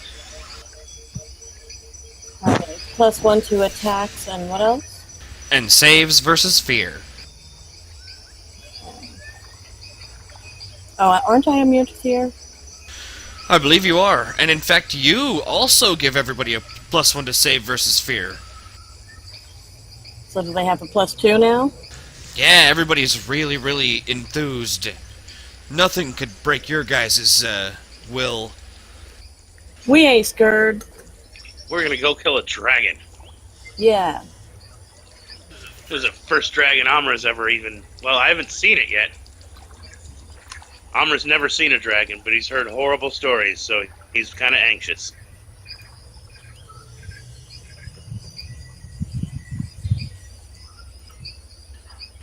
Alright, on 15 is the Acid Blob's turn. Oh, that's what it is. Yes. When it comes out of the water, you can hear it popping and sizzling against the foliage and the ground.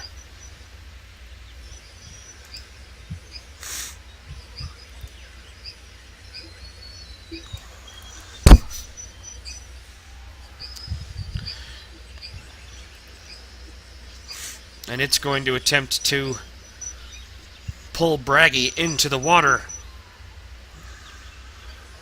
I have reach and attacks of opportunity, so I should get a hit on them. Yes, you do get an attack of opportunity. Is it grabbing her and her horse and everything? It's going for her. But first, take your AO.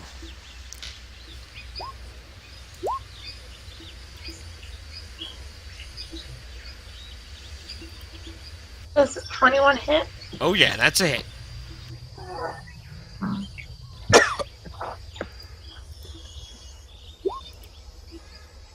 Okay, that's my damage.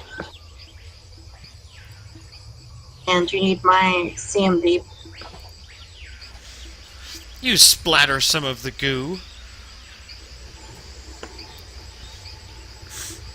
It seems undaunted and continues for its grab at you. Oh, I rolled a 2. It doesn't even touch the horse. It doesn't even touch the hex. It grabs at you and you're like, what? Why was it grabbing at that bush over there? It was the attack of opportunity that made it fumble. Right. That was Acid Blob 2. On to Uru on 13.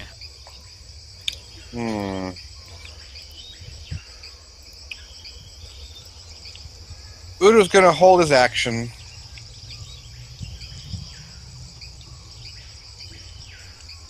Until just after Myron goes.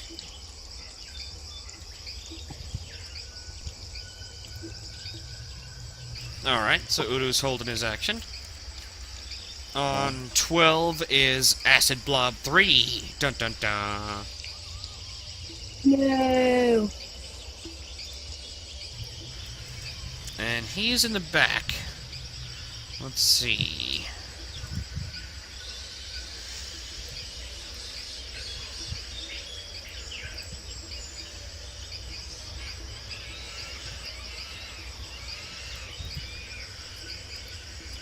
He's gonna test your combat reflexes, Miss Braggy. See if you got him. He's gonna close in on you. I have combat reflexes, so that lets me make additional attack of opportunity equal to my dexterity. So oh yeah.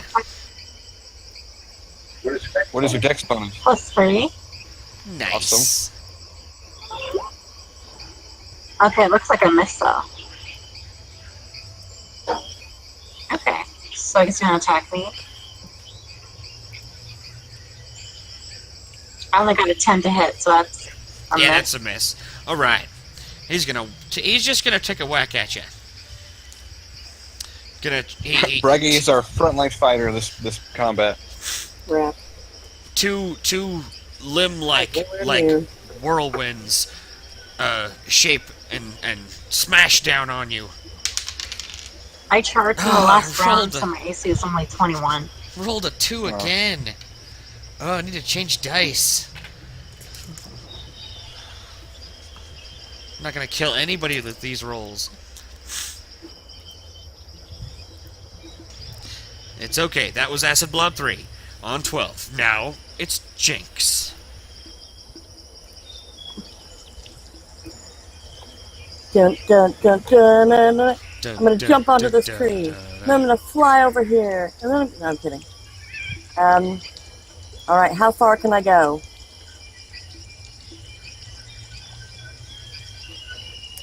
What is your speed?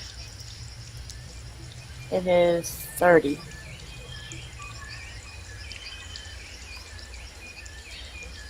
But I'll charge if I need to.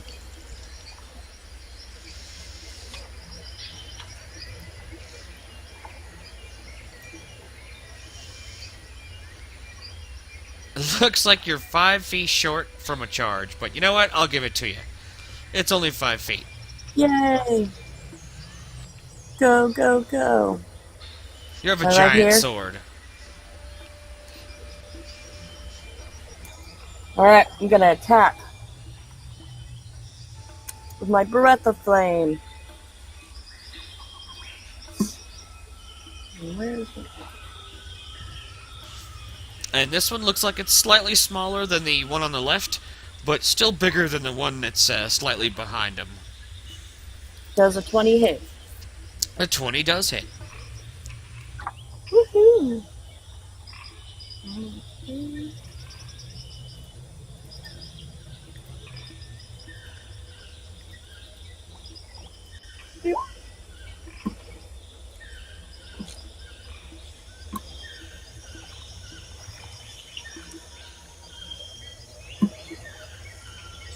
So that's 8.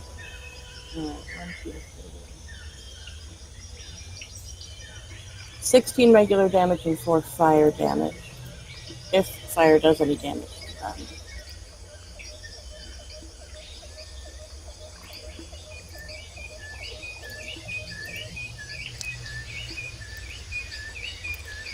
They are not particularly immune to fire. It pops and sizzles, and the flames on your sword go out. No! But it does seem to have done damage to them. Crap. Holy crap, have we ever seen Breath of Fire get extinguished before? I don't think so. Make a Knowledge Arcana check. I don't have that. I don't have that either.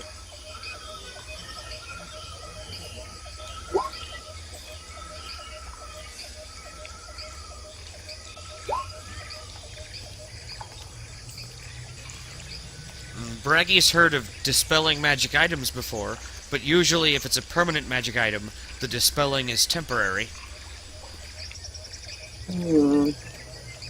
Okay, good.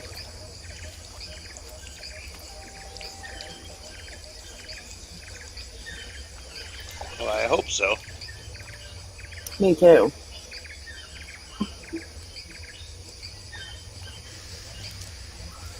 Okay, that was Jinx's turn, and when you splattered and burned this guy, it looks like all that's left is a tiny fragment of what his original size was. It looks like a mini-me version of the acid blob. Good. That's what he gets, that dick. And now it's all the way down to 6 for Acid Blob 1. The very first one who got splattered mostly by Braggy.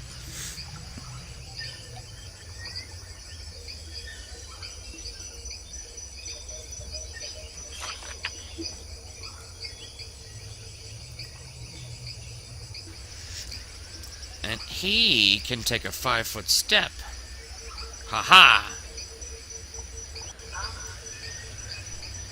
On a random time.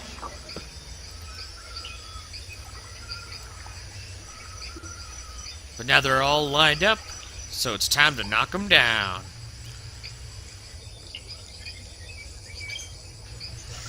Well, first, he is also going to try to drag you into the water like that other guy did.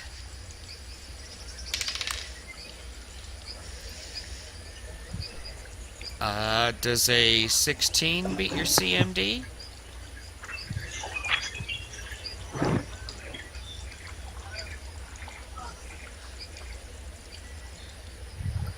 Plus 18 CMD. You have an 18? Dang. Oh well. That's too bad. Poor Acid Blob 1. Next, we come to Myron. And then Udu. All right. Yeah. Yes. I pull out a wand, and I cast Expeditious Retreat on Udu. Okay, that increases his move score by what, 30? 30. Yep. So now he has a base speed of 70. Not bad, not bad at all. And he's Then- large-sized. And then Myron is going to move behind a tree. There. And now Uru, with a speed of 70, should be able to maneuver through these trees and charge at one of them, right?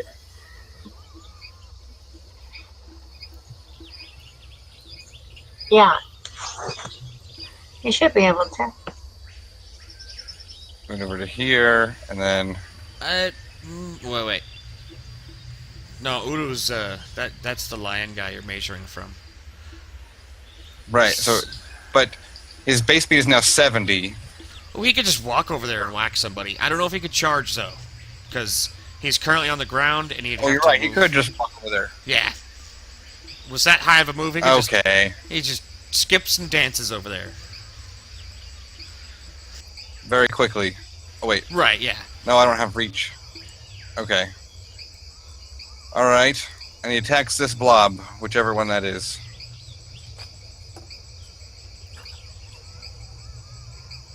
That is blob number 3. The biggest now, for he has been untouched.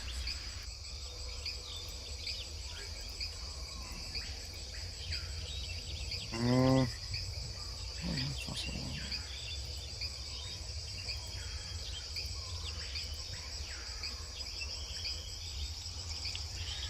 Oh, power attack, right. Okay. Yes, power attacking. I forgot.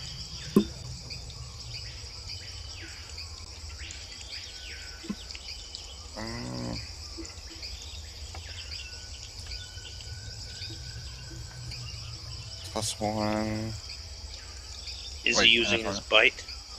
Yes, biting.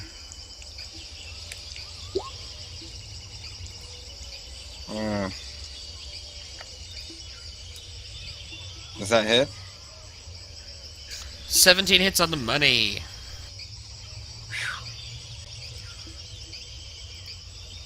And his bite becomes the 8.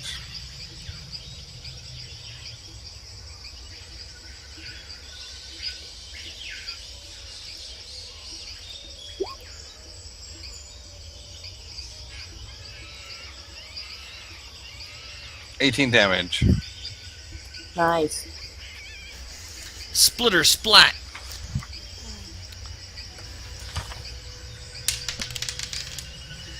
And Uru also takes 6 acid damage. Oh.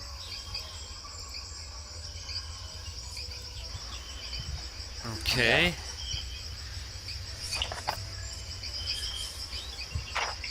A little bit more time, I think.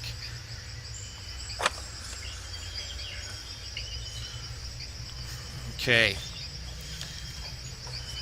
Now it is, oh wait, was that everything with both Myron and Uru? Mm-hmm. Okay.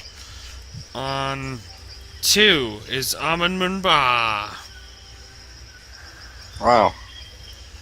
Yeah, not great, yeah.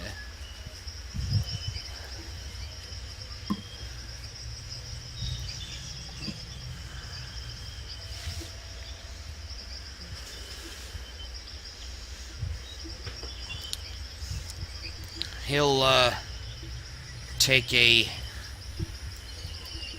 cue from y'all.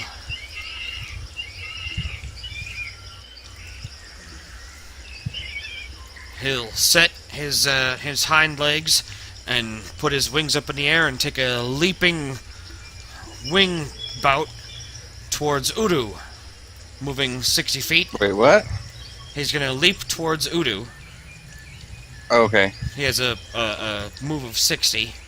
He's gonna do a flying leap, basically,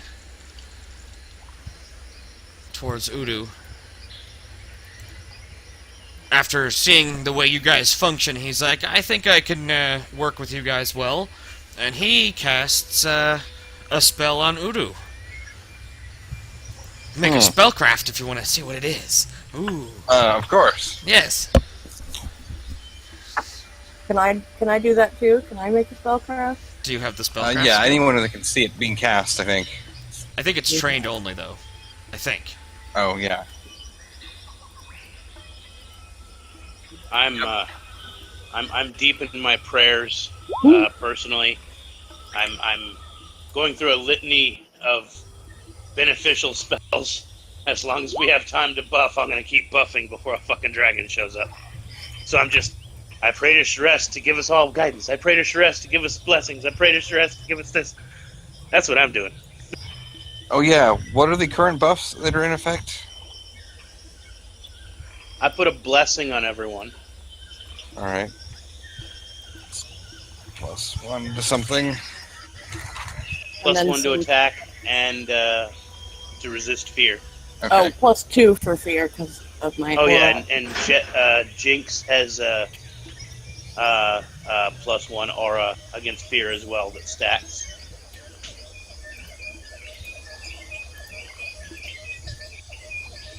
Personally, I'm flying and have Sanctuary as well. Braggy has Mage Armor and Shield. Udru has Mage Armor and Enlarge. And Expeditious Retreat. And Expeditious Retreat, and I'm not sure what Amon just cast on him. As I was saying, my Amra isn't what is the actually spellcraft? looking. Braggy did make it. And apparently so did Myron. It looks like he cast Bull Strength. On Udu. Yes. Okay. This is going to be a dragon fight. Exactly. He saw what you guys were doing and said, "Well, I'll follow suit. Let's buff the dragon."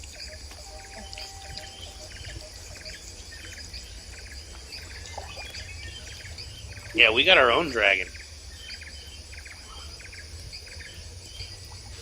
All right, and that was the end of round 1.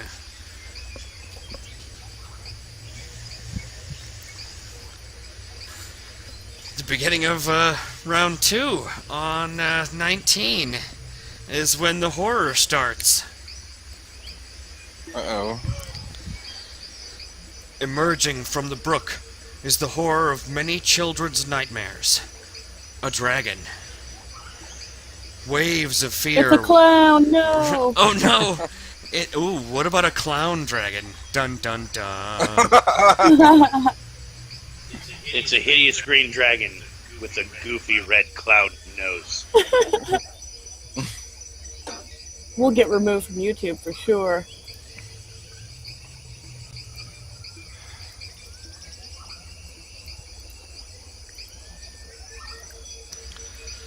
Waves of fear wash over you. Its mere presence enough to send people into shock. Everyone make will saves versus fear. I'm immune to fear. Goody. Well, that's good. And lots of people have bonuses right now. Okay, so we get a +3. Nice, bird. What are the total fear bonuses right now? +2. +2 from the paladin and +1 from bless. Is that right? Yep. Alright. So +3 total.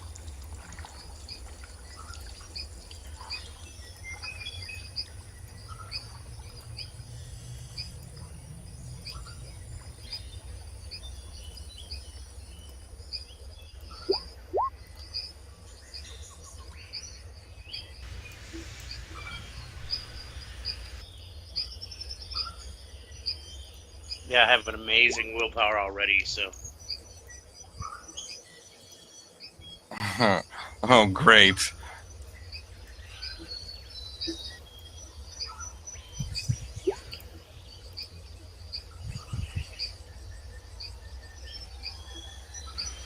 All right. Oh, Aw. come on. I guess it's not a dragon fight. Poor Uru.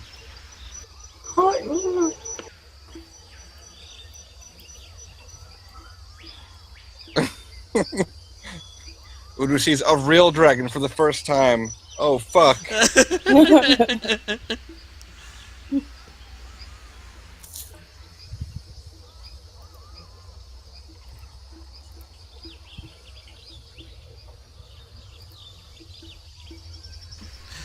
Okay. So Uru is scared, and I think he's the only one. The DC was the DC was Yep. 17. So it looks like everybody else made it.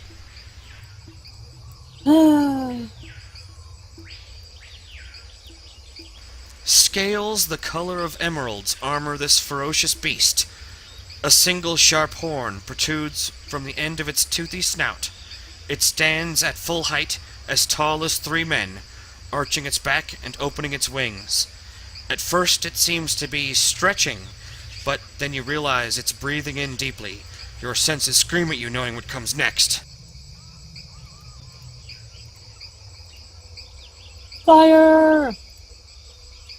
Acid! Acid, yeah. Oh yeah. Son of a bitch.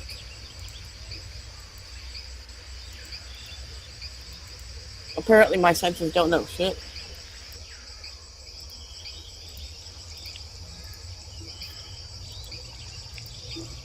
Shit. Wonder what its turn is. Like, I mean, what is it going right now? It went on 19? Correct. Shit, so not only do we all take fear, but it also gets to breathe on us? The fear thing is just something, an aura that it produces all the time. Motherfucking auras. That's alright, I got this. Apparently dragons are complicated. I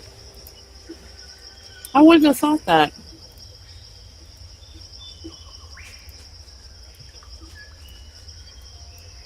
So what is the fear level? Is he frightened?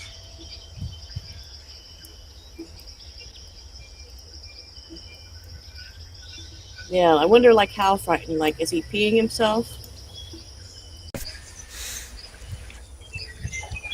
Well, it's the way the all the fear spells all work now. All the fear spells work where if someone is shaken, or if someone is not frightened, it shakens them. If they already are shaken, then it frightens them. Okay. Similar to the turning undead rules.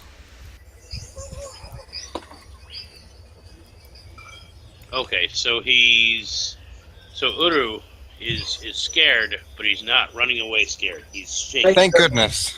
It says, on a failed save, the opponent is shaken or panicked if it has 4 hit dice or lower. So it would just be shaken. Yep. So, alright. Does he get further saves against it? Would it be worth the time to give him a guidance or a resistance? No, Probably not. it basically is going to affect him until either 24 hours pass or magic is intervening. It says the duration is usually 5 to 6 rounds for peripheral presence. Oh, okay, 5d6 rounds then. There you go. What magic would intervene? Remove fear. I think it's a 2nd level spell. It's A a potion mind of- affecting fear effects, so You need a potion of scared no more. fear.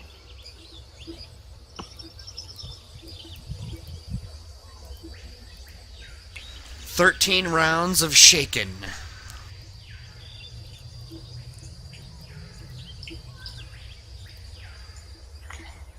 Okay, so as shaken, you just take -2 to attack, saving throws, skills, and ability checks.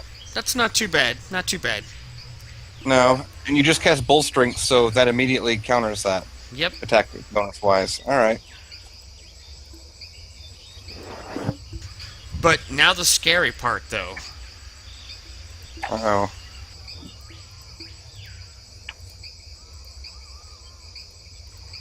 Yeah.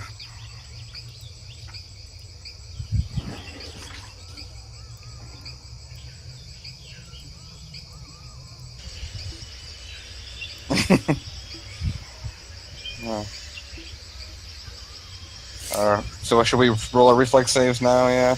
Oh.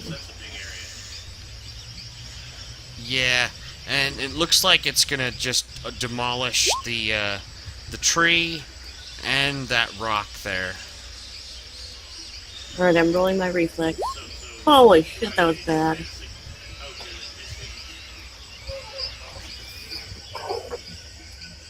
Let me measure it. Hold on.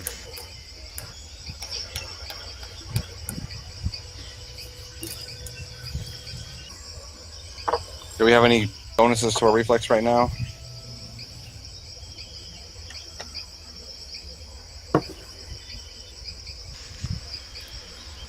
Myron's not in the area of effect, so he's fine. And it looks like Amra has cover, if not, missing the area of effect completely. I'm going to use one of those skills from the game Munchkin. And, I think it's like a favor of the DM or something like that. Or the DM likes you. I can't remember. I'm going to use one of those. Yeah, I think that's the rule, is you gotta buy the DM a pizza. Pretty sure. Oh. Yeah, so it looks like Amra is right outside of the area of effect. So 'Cause basically, it's a 40-foot cone. Braggy, Scooter, and I are screwed. Yeah, but everybody else inside there. And that tree and rock get totally wasted. Alright. Breath weapon time. It's a reflex save, DC 19. Oh. Okay, here I go. Where's my reflex? Oh, I already rolled that. Dang it, it was a 14. That was terrible. I believe you have evasion. Yes, I Jinx? do. Yep. But not improved evasion. Yeah, but you'll take half damage on success. Or... Nah, I will happily. regular take half evasion damage. is right. Regular evasion is you take no damage on a success. Improved evasion is you take half damage even on a failure. Okay. Yeah. Oh, so I still take damage?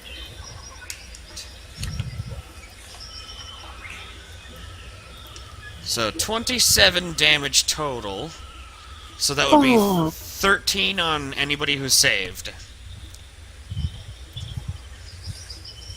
Udu takes 0. So it is a dragon fight again. So evasion doesn't do me any good? So I failed both, so do I take 26? 27. Okay. Alright, but just to clarify, my evasion doesn't do me any good. It does if you save. Oh, I did not. Alright. Let me do some mathematicals here.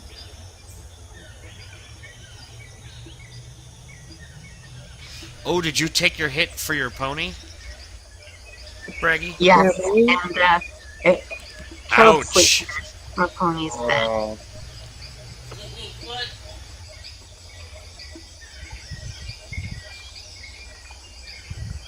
And negative 14. But can't you take the hit for him? Like, isn't that one of the things you can do with your ride check? Yes, as part of run of combat, but I'm not sure that it would apply to a breath attack. Oh, okay. It's just a regular attack against you. Because it says you Shit. have to beat the attack roll. Yeah. Right. Okay. So your pony goes down out from under you. Yeah. That's How bad is he dead or? Negative 14. Oh shit! What happened to my warhorse, by the way? We had to leave our war horses back in Emic when we set out on this journey because we had to do the first half of the journey by riverboat. Oh, yeah. Mine's just a little pony. Yeah, but now he's dead. Oh. No! Look, Sleep we can have ponies too.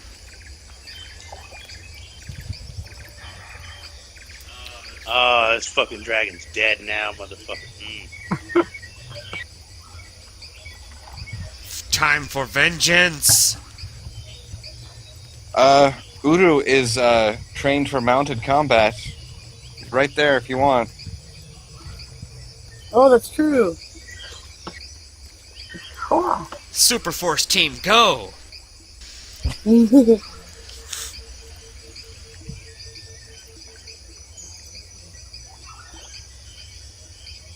What else do I got? What else do I got? How else can I kill ya? No, that's gonna be, well, he'll take a 5-foot step. I'll take a 5-foot step away from you guys. You guys look scary. Alright, and that was 19 with Quatentus. On 18 is Braggy. And you're probably gonna cry over your horsey. 'Cause poor Sleipnir. But first, you must get vengeance.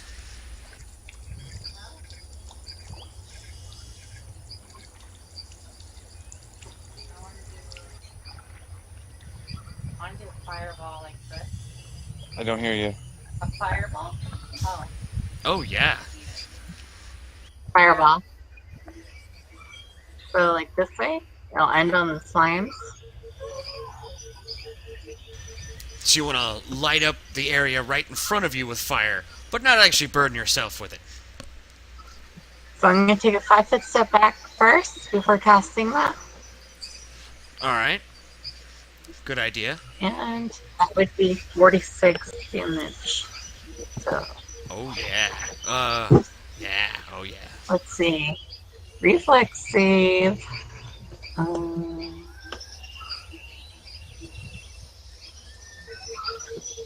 17 for half damage.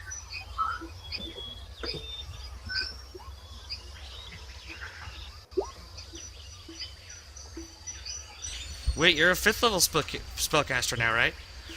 Actually, oh yeah. Yeah, so one more.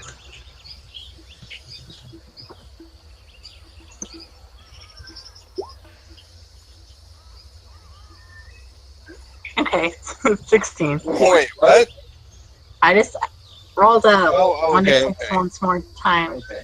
And one more time. 16 damage. All 3 of the acid blob guys all disintegrate into a nasty smelling cloud, and they are all gone. Hmm. That's the end of my turn there. And the dragon?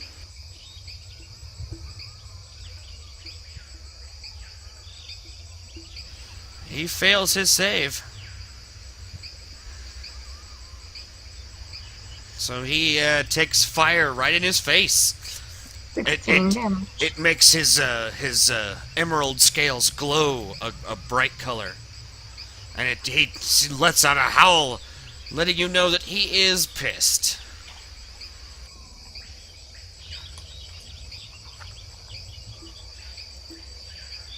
Well, me too.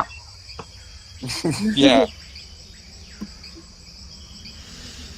Alright, that was Braggy. On to Omra.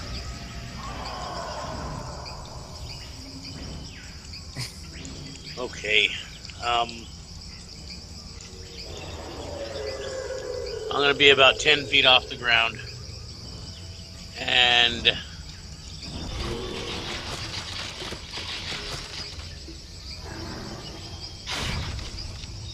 Nice sound effects. scoot over here. And actually everyone's a little... Those slime things are down. So 5, 10, 15. Okay, everyone's in range. I will be about 10 feet off the ground. Just fly a couple of squares over there and do an area effect, channel positive energy to heal everyone in that area who just got hurt. Right. Let's see. I'm doing 3,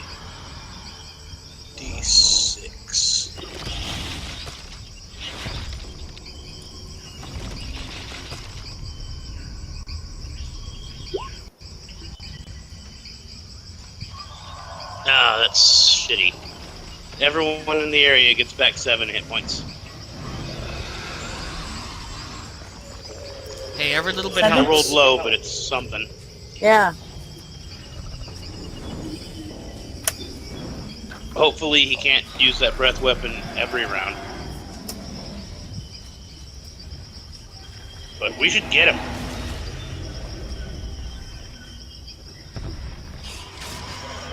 He's there for all to see, ready to be conquered. Let's see. Acid Blob, he's dead. Acid Blob, he's dead. Jinx, it's your turn. Yes, finally. Shit, should I go for Hey, the dragon or remember- the acid blob? Remember Jinx, that healing ability. If you're still hurt, you can heal yourself as a free action before you attack. You're right. I'm gonna go ahead and lay hands. How much does that do? Where is it? I think you do 2d6 on yourself. It says 1d6 per 2 levels. So yeah, 2d6. Wait, I'm level 6 now. No, it's paladin levels though. Oh, you're right.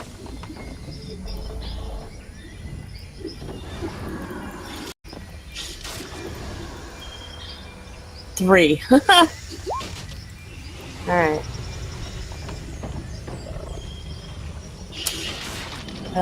Should I go for the last... Wait, is there any more blobs left? No, the blobs are down. Death All by right, fireball. I'm going for it. Can I reach this dude? Yeah, I think I can. The brook. You could leap across that. It's not quite as big of a leap to that little center area as when you leaped over that underground river. So you could do with an acrobatics check. You could actually charge him at a Okay. DC Can I, 15. Can I use Smite Evil on him? Out of Oh, curiosity? you do detect the presence of evil. Yes. Okay. Because that'll give +3 to my attack and my damage. Alright, let me do the acrobatics check here.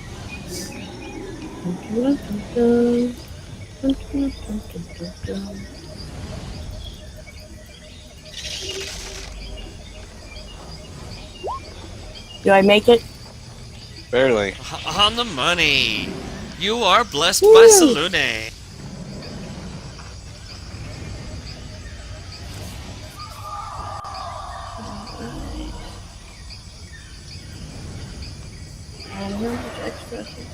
Alright. Here we go, I'm going for it. Using my smite. Oh dear, I am not rolling well. Does a 17 hit him? What are the bonuses you get I for doubt smite? Oh yeah. Pardon? What are the bonuses you get All for the bonus. smite? Yeah, I added +3 for smite. And I had +1 for one of the buffs I got. Yeah, that's. Did you already include that in your roll? Yes. Yeah, that's not gonna hit. Oh no, are you kidding? Your You messed with me. your breath of flame. That's, What's the one that lets that is? What's you the know, one that lets me roll again? I Is don't that know. multi-talented? No, that's two favorite classes. I thought I had the one where I could roll, Do you have re-roll. a trait or a special ability that lets you reroll? Adaptability. What's that one? You wrote it down. Just says skill focus. It reminds me of it, and I don't remember. Damn it. Oh, can I power attack? Oh no, that's not going to do me any good either. Now that'd be even harder to hit with power attack on. Yep, I What missed. does Sorry, smite? guys. What does smite actually give you? Plus your charisma or It says it something? gives me plus. Oh, yes. Wait, did I go up in that?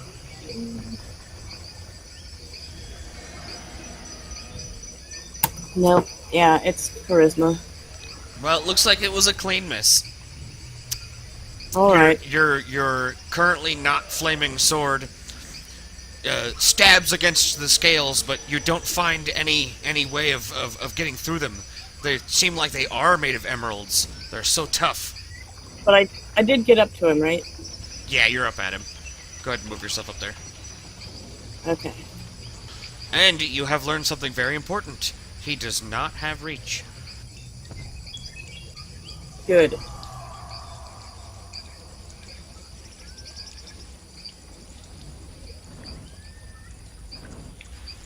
Or he just chose not to bite you. I wonder. That was Jinx. It is on to Myron.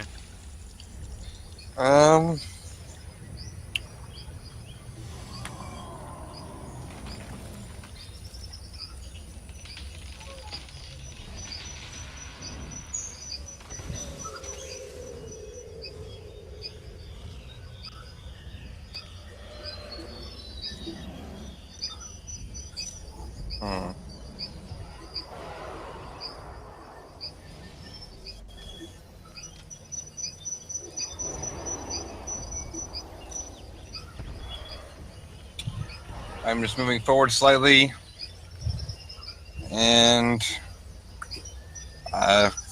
shooting with my crossbow through. Everything is in smoke and acidity, and into combat. So, what are my negatives for that?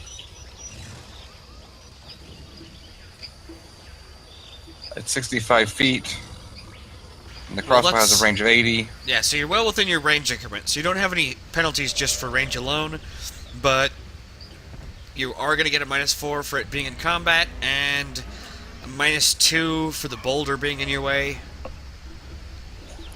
Okay. Don't you have a wand of magic missiles? Oh yeah, I forgot all about that. That would be better. Yeah, we went over wands before, didn't we? Oh yeah, but it's ninth level. That's weird. That What do I means have it to shoots roll out. to actually cast it? Is it on your list? No, it's not even on my list. Maybe that was just hanging on to it. Then you'll definitely need to make a use magic device.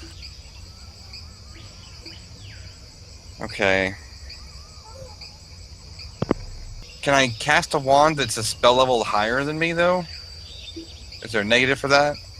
Or if it's even possible? That's something you should probably give to me.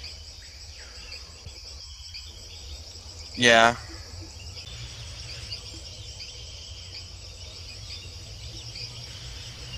The level doesn't seem to really matter. What matters is if it's on your list. If it's not on your list, then it's a DC 20 Alright. to activate the wand.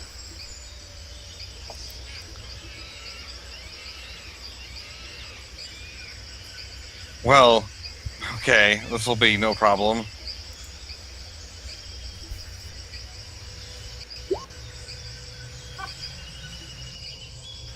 Wow. Wow, how are you that good at UMD? I think it's the trait Magic Knack. No, it's ranks, charisma, class skill, Oh, and I have some gloves or something. Where is it? Gloves of UMD and spellcraft, +5. Dang, those are awesome. What? Of course it's on your class list. Duh. Alright. So I shoot the magic missiles. That's 5d4 plus 5. 5. Yeah.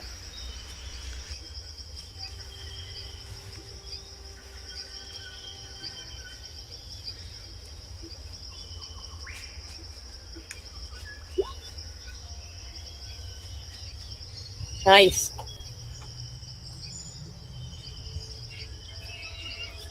that was more than my fireball did.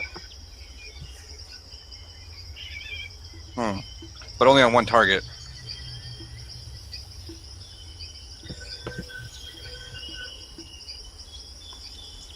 fireball was amazingly useful for getting rid of those blobs. Hey, it also burned the dragon. Yeah. And the magic missiles pound into the dragon and break a couple of the scales off. And you see he starts to bleed. It looks like you can hurt this beast. I think it's Uru's turn. I will try to charge at it. Looks like you have plenty of room and space. Charge and pounce. Let's bring the harm. Yeah, let's see.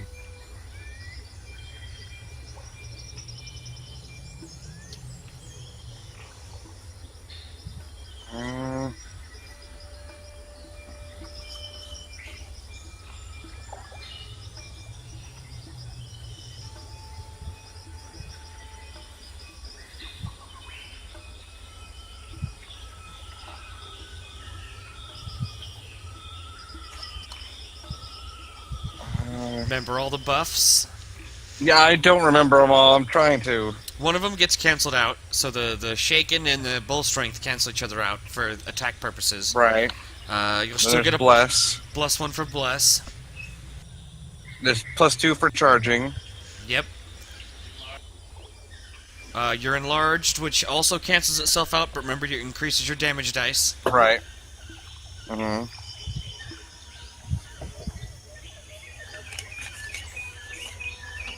Alright, I think this is it. Oops, I didn't switch. Oh well. You actually so hit 28 it! hit. You actually hit him! That is awesome! His AC is amazing. Well, I had to roll 18 to hit him. With the first bite that Uru charges on him with, not only does he have to clamber up on and to find a meaty spot, but it also appears that there's some bubble of force protecting this creature. It looks like he's being protected Of course. by the shield spell. By the what? The shield spell. Something that By the what? The shield spell. Something you're both very familiar Okay. with. Alright. Oh wait, Alright. the shield spell protects me from magic missiles, doesn't it? Fuck. I totally forgot about that.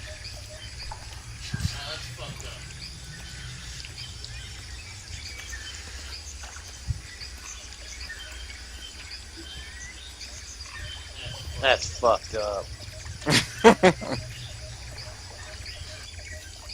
Negates magic missile attacks, yep.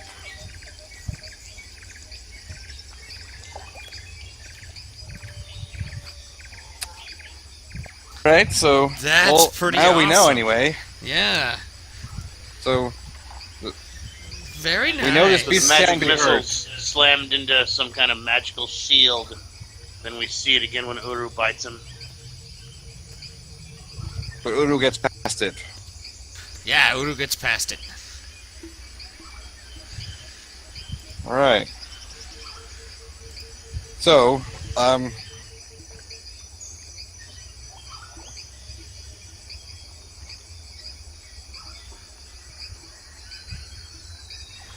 You're still pouncing, so carry on with all of your attacks. Yes.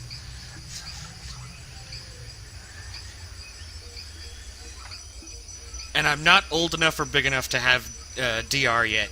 Poor dragon. I think that's right. 25. So, you got a 28 and a 25. You're pretty sure his AC's in the 27 region. Oh, damn. No, this was a damage roll, 25. Oh, okay. That's really nice. Dang. The bite not only finds meat, but it finds a seam and splits open part of his chest, splitting open a spot between the meat and the fleshy scale. No organs or anything, but lots of blood and meat. You don't scare him anymore.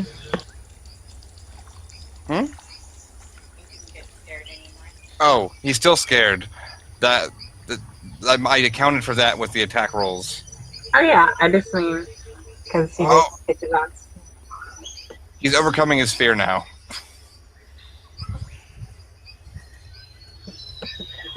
Go. Okay, Udu. so the next attack, realizing how difficult it is to hit this creature, I'm not power attacking. Or wait, no, I have to power attack the entire round, or what? Is it per attack?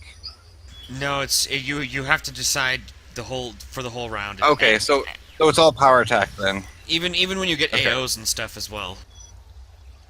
Okay, so power attacking my claw. Womp womp.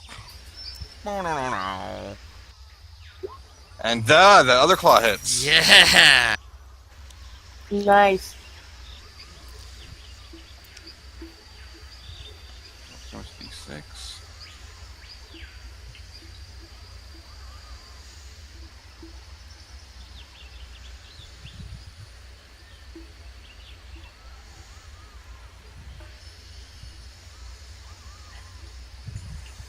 Oh wait, but that's a no. It's still considered okay.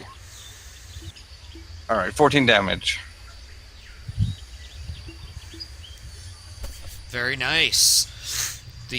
With your claw, you jam it into the meat that you exposed and rip out a huge chunk of flesh. The dragon screams and hollers. It is pissed off at Udu. It will destroy Udu.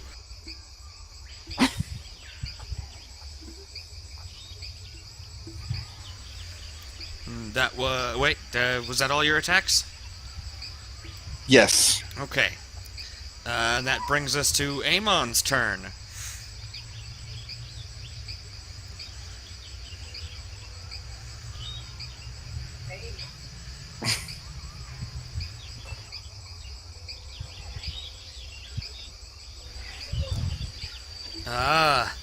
He thinks this is still the wisest path, and he is going to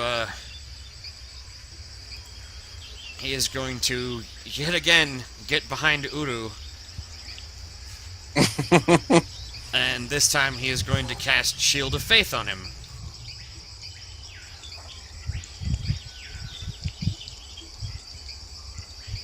Okay. That's +2 AC, Yeah. is that right? Yeah, +2 deflection bonus. Nice.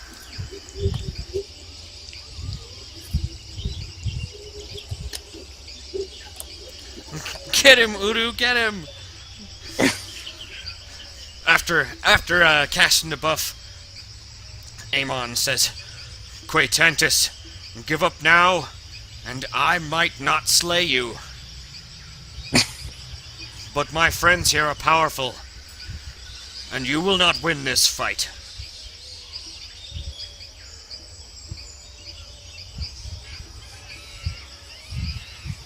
Oh, that was the end of round 2. On to round 3. Top of the round is Quatantis' turn. Does he have some dialogue?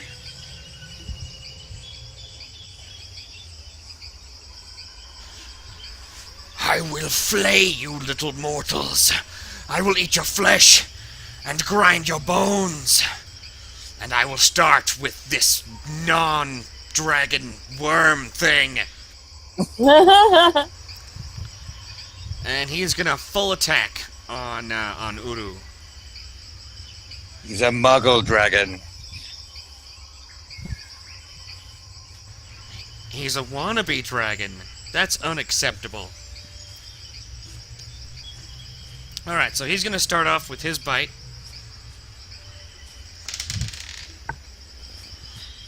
Oh. Oh, wow, he's got a lot. Okay. 18 and 16 is 34. 35. Yeah, that hits. Alright. Oh, wait, no, 34, 18, 16. His AC right now, Odo's AC is 26 currently. Hey, we're really close.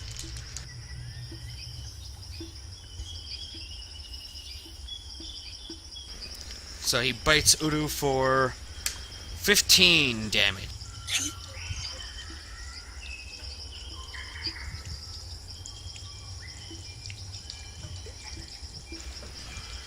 One claw comes at him at AC 22 is a miss. Another claw Right. at an AC 32. So that's a hit. One of his claws slams into Udu, doing 12 damage.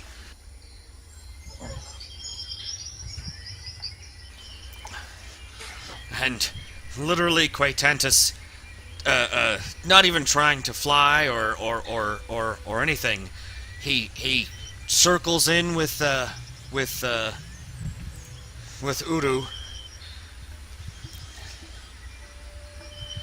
and closes in on him even closer. This time, his wings whip around, and each one with the little clawed end, each of one of the hooks, take a swipe.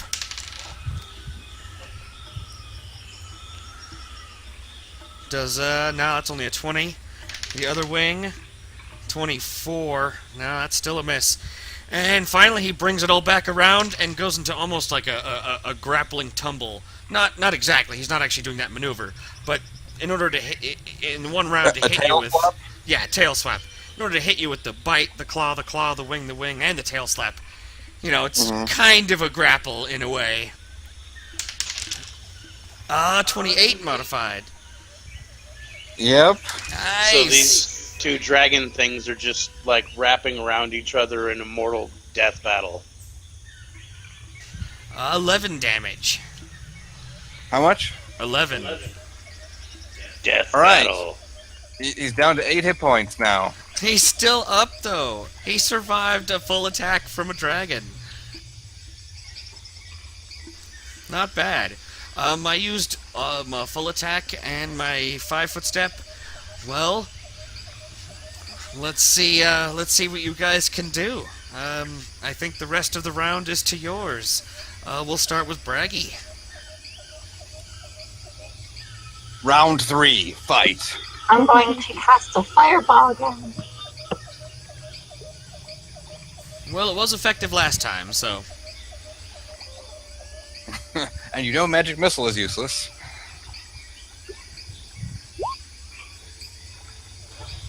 No, fireball.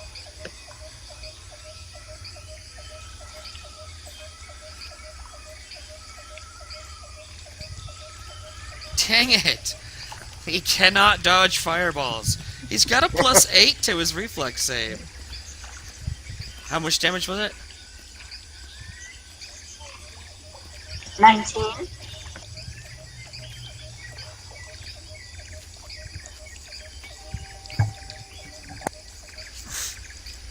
Now his scales are starting to glow red hot, and you can smell the searing meat smell, and it's overpowering that bubbling acid smell that you smelled earlier. Now the smell of charred meat is starting to dominate the forest floor.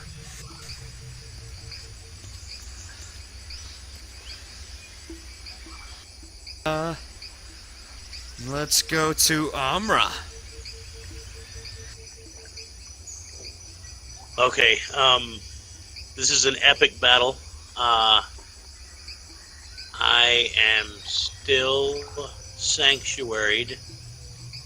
I'm going to fly. So Uru is, he's pretty big now, so I can stay hovering 10 feet off the ground. And I will fly over to beside. I will go ahead and sack my trial of fire and acid spell because this guy looks like acid does not hurt him. I will sack that for a cure serious on Uru.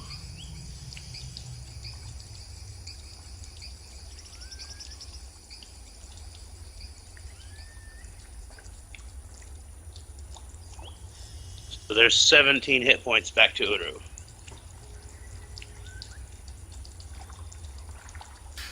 Nice.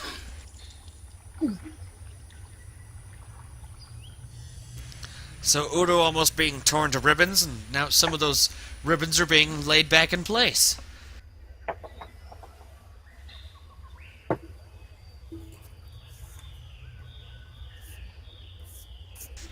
That was Omra on 18, Jinx on 11. All right, I'm gonna do another lay hands.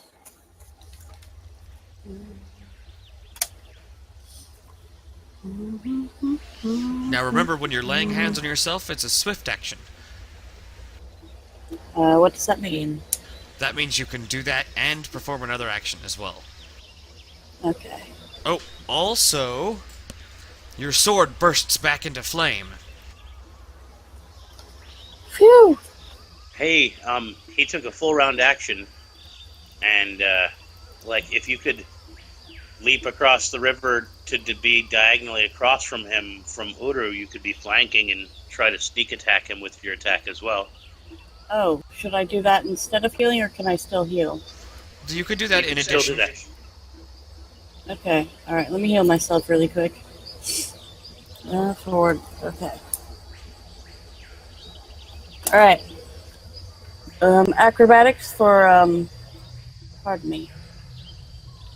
To try and get over here.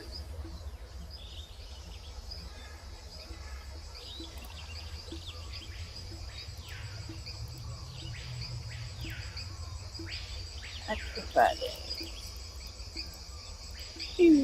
26. Did I make it? Are we flanking?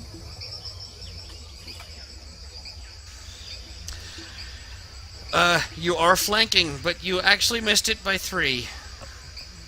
His CMD is 29. So I still get to take a bite at you as you try to duck and dodge and weave, and you're like, haha, I can duck and dodge and weave anybody, but this is a dragon.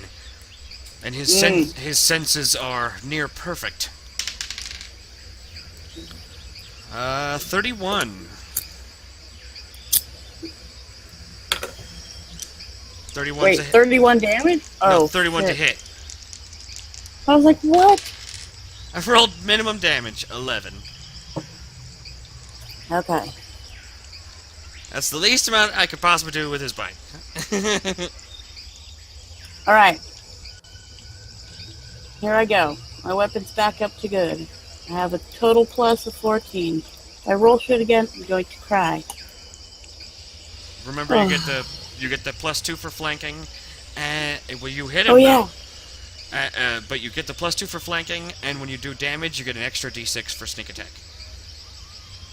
Oh, you're level 6 now, so you get an extra 2d6 on sneak attack. And because I was smiting... Oh, no, I can only smite once. Alright, so what do I get then? Hold on. 10 plus 1. And how much for sneak attack? Or flanking? I think smiting works differently, don't you? Isn't that ongoing, persistent against a single target? Yeah, you choose a smite target. You're like, you're the one I'm smiting. Oh, okay. And it's how much for flanking? An extra 2d6 damage.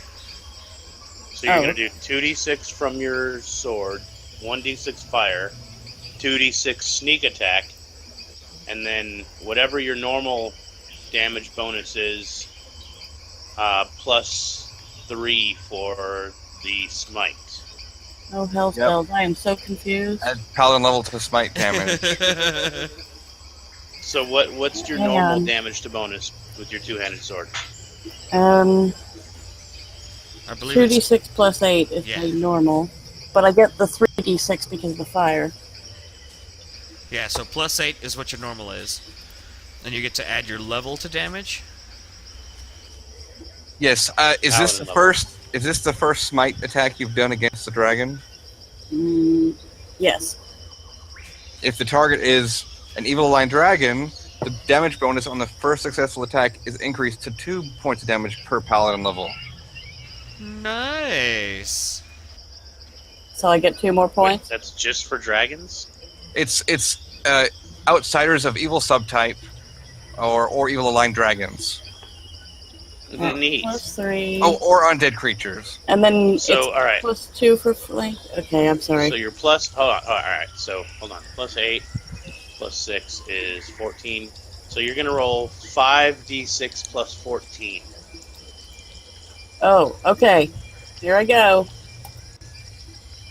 Yes. Damn. Jam!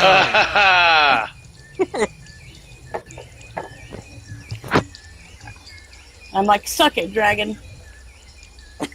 Well, you sneak attacked him with a great sword that's flaming, And smoted. and your holy divine power works exactly on him.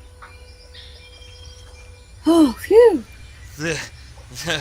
A beam of light from the moon shines down on you as you as you twirl your greatsword and stab it through this creature's back. You feel it twist and break through his spine, plunging out the front of his chest. He looks down in horror as he sees the greatsword plunging straight through his back and chest, coming out from behind him.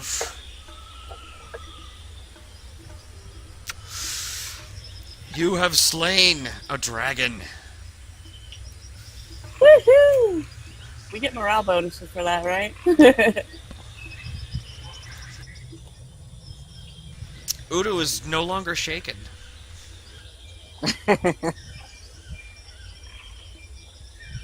Wow, Jinx, that was amazing. Whew. It was a group effort, everyone. Well, I mean, Uru is a dragon himself. He went toe to toe with the dragon, but Jinx straight up slew the beast.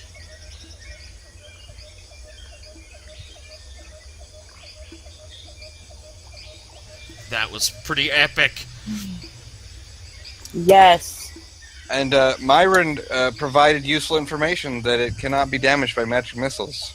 Yes, Yeah. very, very useful, actually. Can we eat dragon meat? Yes, and there's also other things you can do with the dragon's corpse. Very useful things.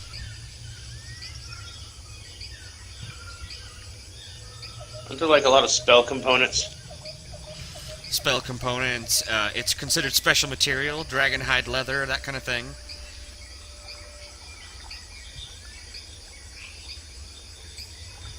And it's already well cooked.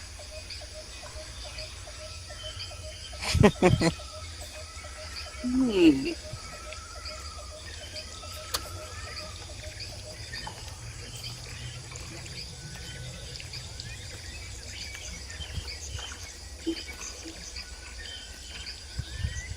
Well, that was cool. Yeah. Yeah, that was pretty dang epic, actually. Now, I heard that dragons usually have hoards of treasure. Mm-hmm. Oh, we should be talking to Amun-Ra, was his name? Yeah. Yes, Amon Mernba. Amon What is it? Mernba. Okay. And first, let me thank you all, and apologize, but we did find his lair back in Mulharand, and my people have already looted it. So I cannot offer you a dragon's hoard.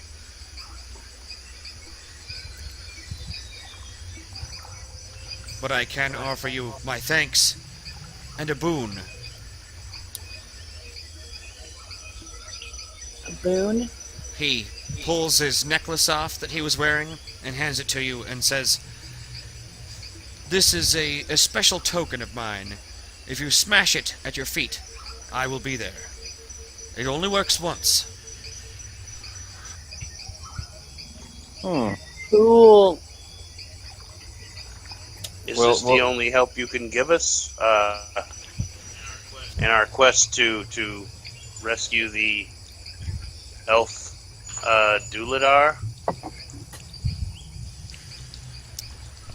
Don't I don't know. Don't wise creatures like you have abilities to see in the distance or know knowledge that others don't know? Is there any way you could help us, point us in the direction of our quest?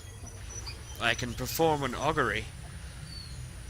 But I already know one thing, and that is that you are on the right track. When I look at you, I can tell that you are going to become great heroes. Warriors for good. Aww.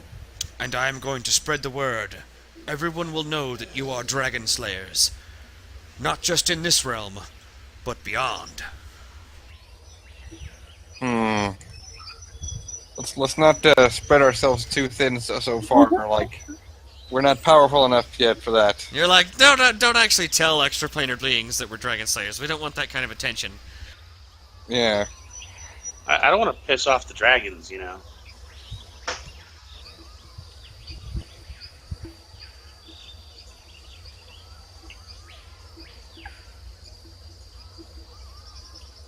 So I guess we'll save that token for the next time we run into a dragon. We'll Right. summon him back and say, "All right, you can help us fight this dragon now." Well, I think we all agree Jinx should hold on to that. Thank you. I concur. Yeah, that way you can have a hot lion man whenever you want. But Well, just only once. once, though. A boon, I see. Well, Hey, that was if I make that was it an worth, awesome game, guys. That was awesome. if I make it worth his while when he shows up, he might give me a boon every time I see him.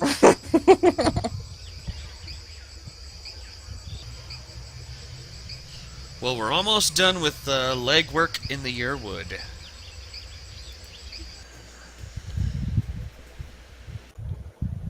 I'm sure this will be That much was- more exciting when you edit out the silence. Oh yes. Yes. Oh yes. The half an hour of researching what abilities do what. Hey, but that's Oh, good no, information. it'll all flow. I'm glad Yeah. I'm glad we're hammering all these rules out, because as we move along and explore the Pathfinder system, I really like it. Like, they made a lot of changes that are kind of odd in my opinion, but so far I really like the flow. I like the way everything sort of balances out. It's very nice. Hmm. All right. Well, there's no reason to keep recording this part here. I think we should we wrap it up for the night because I'm pretty tired and I need to eat something. Yeah. So concludes another exciting episode of Doggies and Dragons. If you liked, feel free to like and subscribe down below. Another thing I've done is set up a PayPal, and I'm working on getting a Patreon set up. So if anyone out there would like to support me, I'll quit my job and play D&D full time. Once again, thanks for watching Doggies and Dragons.